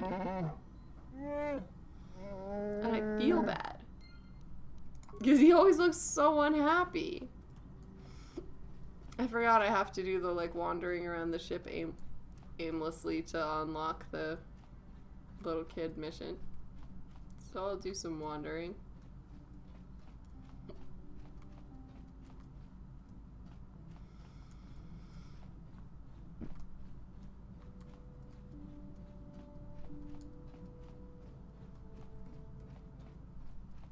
Why am I not hearing footsteps? Oh my god. This day what do you has want? given me incurable hiccups. I was one of the best youth warriors in the clan Ordo in my time. No one before me had mastered the power of our basilisk war droids as quickly as I had. Except Mandalore himself, of course. In those days, we were sweeping across the Outer Rim, destroying all who fought us. Young Mandalores would prove themselves in real combat with unknown opponents above 1,000 worlds. Each brought back stories of his achievements. I remember it well, orbiting high above a placid world. Ooh. Its defenses just stirring. As was tradition, I would go ahead of the first wave to find enemies in the thickest fighting. I remember sitting there in my armor, linked directly with a basilisk thrumming beneath me. My heart racing with fear of the coming battle. You know, a lot of these words are making me uncomfortable, and I think it's due to association, but... Oof. Every new warrior has to fear to understand how to beat it. You must know that. The doors opened in front of me, and the air was sucked out of the drop bay, scattering crystals of frozen vapor across my path. I can't describe what it feels like to look directly down at a world, falling continuously as you circle it, with barely 15 centimeters of armor plate protecting you. When the magnetic locks disengaged on my droid, I plunged out of the drop bay towards the battle that waited below. The exhilaration, the euphoria I felt as I streaked into the atmosphere, dodging self-guided projectiles and beam weapons, was unmatched. An 80-kilometer plunge through the atmosphere, dodging so this guy's and weaving, just really into the outside skydiving. of my armor glowing like the sun with the heat of re-entry. And with barely 30 meters to spare, I twisted and skimmed the surface, firing at the giant beam generators that were in my path. The explosion from that sent shock waves that leveled the entire complex around it. It was the moment of my life. I want a basilisk war droid. I'll never forget those times. No, I don't. But things are different now. We can't go on fighting the way we did. There are too few of us left now. But I really don't want to talk about this anymore. I trust I've satisfied your curiosity for now. Is there something else you want to know? No, that's fine. Here's a speed-boosting stimulant to help you get quicker. There anything else you need? No, now that you've given me drugs, I am all good. Actually... You want another war story, huh? I can get another story out of the way. The world getting wasted, eh? Your stagnant republic has never seen some of the strange creatures and races we fought on the Outer Rim in those years. And you never will now. If a world isn't strong enough to defend itself, it's basically forfeit. But this story is about something a little different. We were going through the asteroid fields of the Crispin system at the very edge of the galaxy, playing with the pirates and smugglers we found there. The main belt in the Crispin system consists of mainly small rocks covered in frozen methane gas shells, and the pirates were using them for cover. I remember using a thermal generator to cause the outer layer of one of the asteroids to vaporize in a picosecond. It blew out and shredded the 3 smugglers. That's a normally used measurement. But that was a mistake. The asteroid I had targeted was smaller than most, maybe a dozen meters on a side. On the outside, it looked the same as any other, just a ball covered in frozen gas. But something must have been inside it, something inactive in the cold. The heat of my blast might have triggered something or woken something up. After I'd hit it, spots of light and heat appeared all over the thin shell, still covering it, evaporating the gases. What lay underneath looked like some sort of rocky growth. A deformed rock, pitted by scores of micrometeorite scars. I think something even older might have been inside that. It started rotating faster and faster as we watched it. After a second, it started spraying fire, thermal projectiles that melted our armor like wax. Nice. We were caught completely by surprise. Before we could counterattack, it fled at an incredible speed. We couldn't catch it, but we could follow its hyperspace wake. We followed its trail as far as we could, heading away from the galactic core.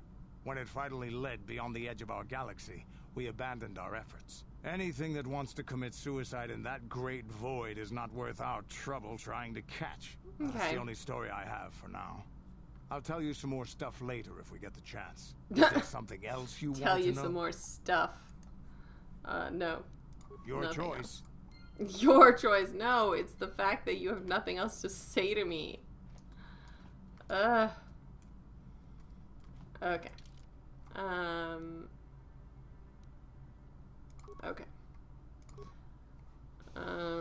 Welcome to Anchorhead, potential customer. Zerka Corporation stands ready to serve. After some formalities, of course. I don't know, I have First, pretty high your persuade. ship I'm is not on our pretty list sure of you're not going to planned be arrivals getting for any today. money from me. There is a docking fee of 100 credits because of this.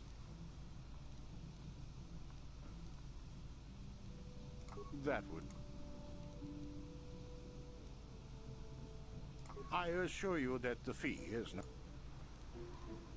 You know, I don't think you need to pay the fee. I don't think you have to pay that. This will cover any future landings as well. Nice. It's Never like have a to pay. registration, Lifetime membership so to we can serve you Dantooine better Hangar. when you return. Now, as a customs officer, I can provide information on services. Is this visit business or pleasure?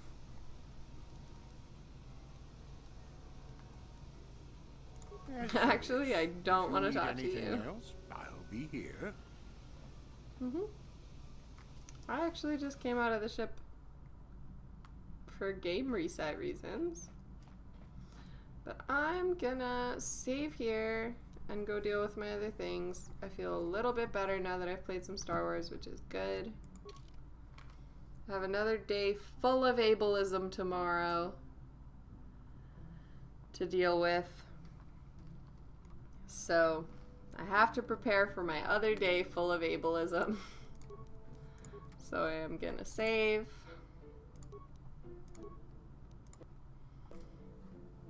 Okay.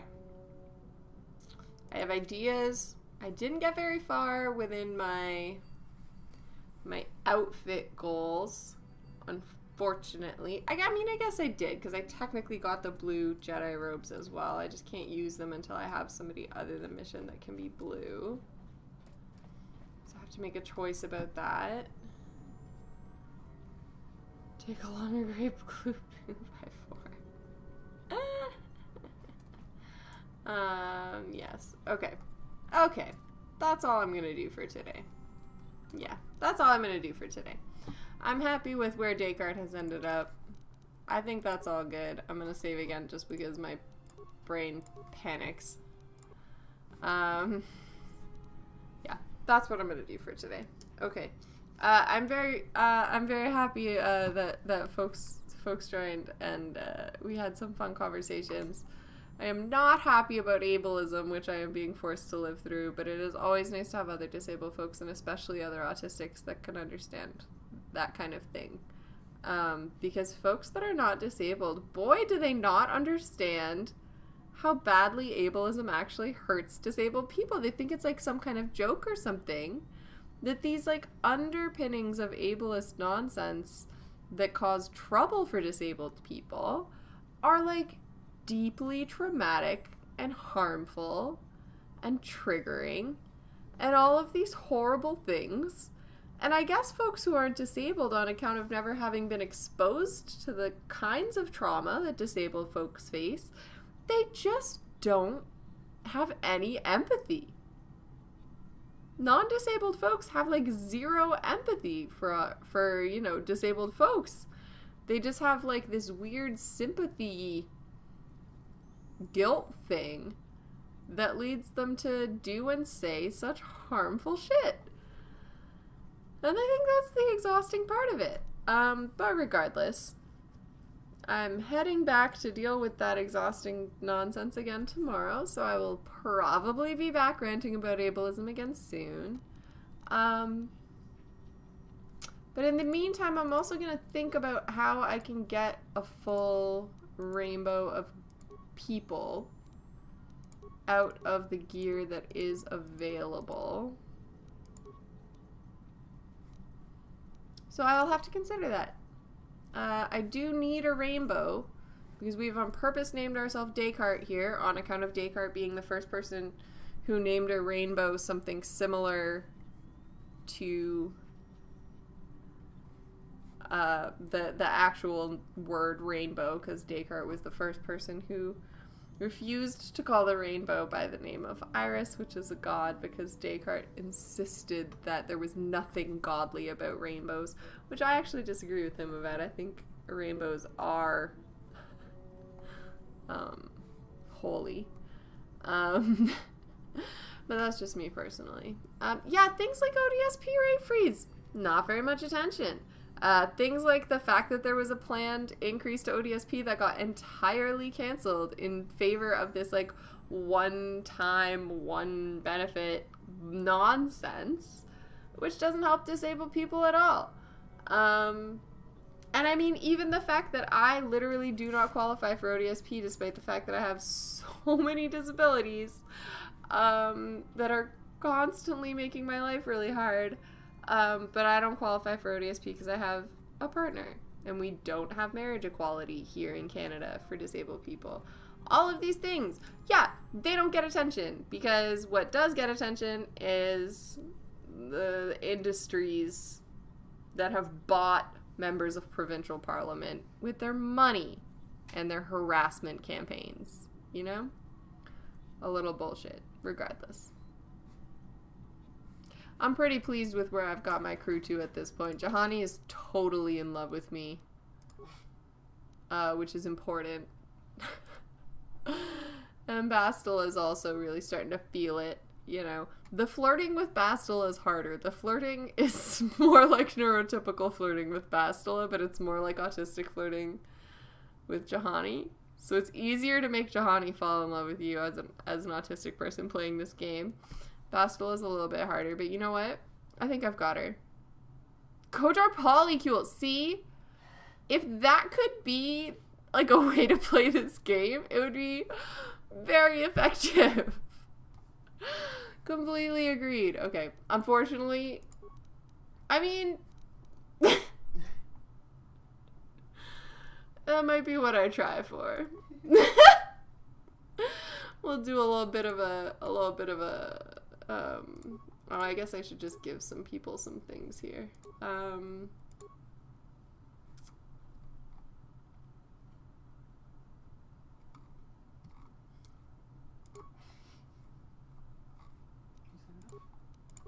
gonna use that for him, and then I'm gonna save again. And then I'm gonna sign off. Yeah.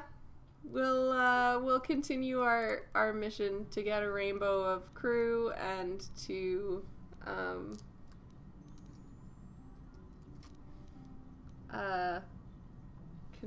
continue to explore the galaxy and make sure everybody falls in love with Descartes. And that'll be fun. I'm not sure if I'm gonna do all of the Dantooine stuff at once, or if maybe we'll go to a different planet. I don't know. Don't let the ableds wear you down. Don't worry. I am incredibly motivated to not let abled people dictate anything to me. And that's something that I am sure that I will be able to hold on to that as a person who's incredibly tired of this bullshit. But I appreciate you so much, Talia. You're fantastic. In the meantime, I'm just gonna figure out how to get all the colors of armor on my crew and get that rainbow crew. I have no idea who's gonna be a few of the colors yet, but yeah, we'll see.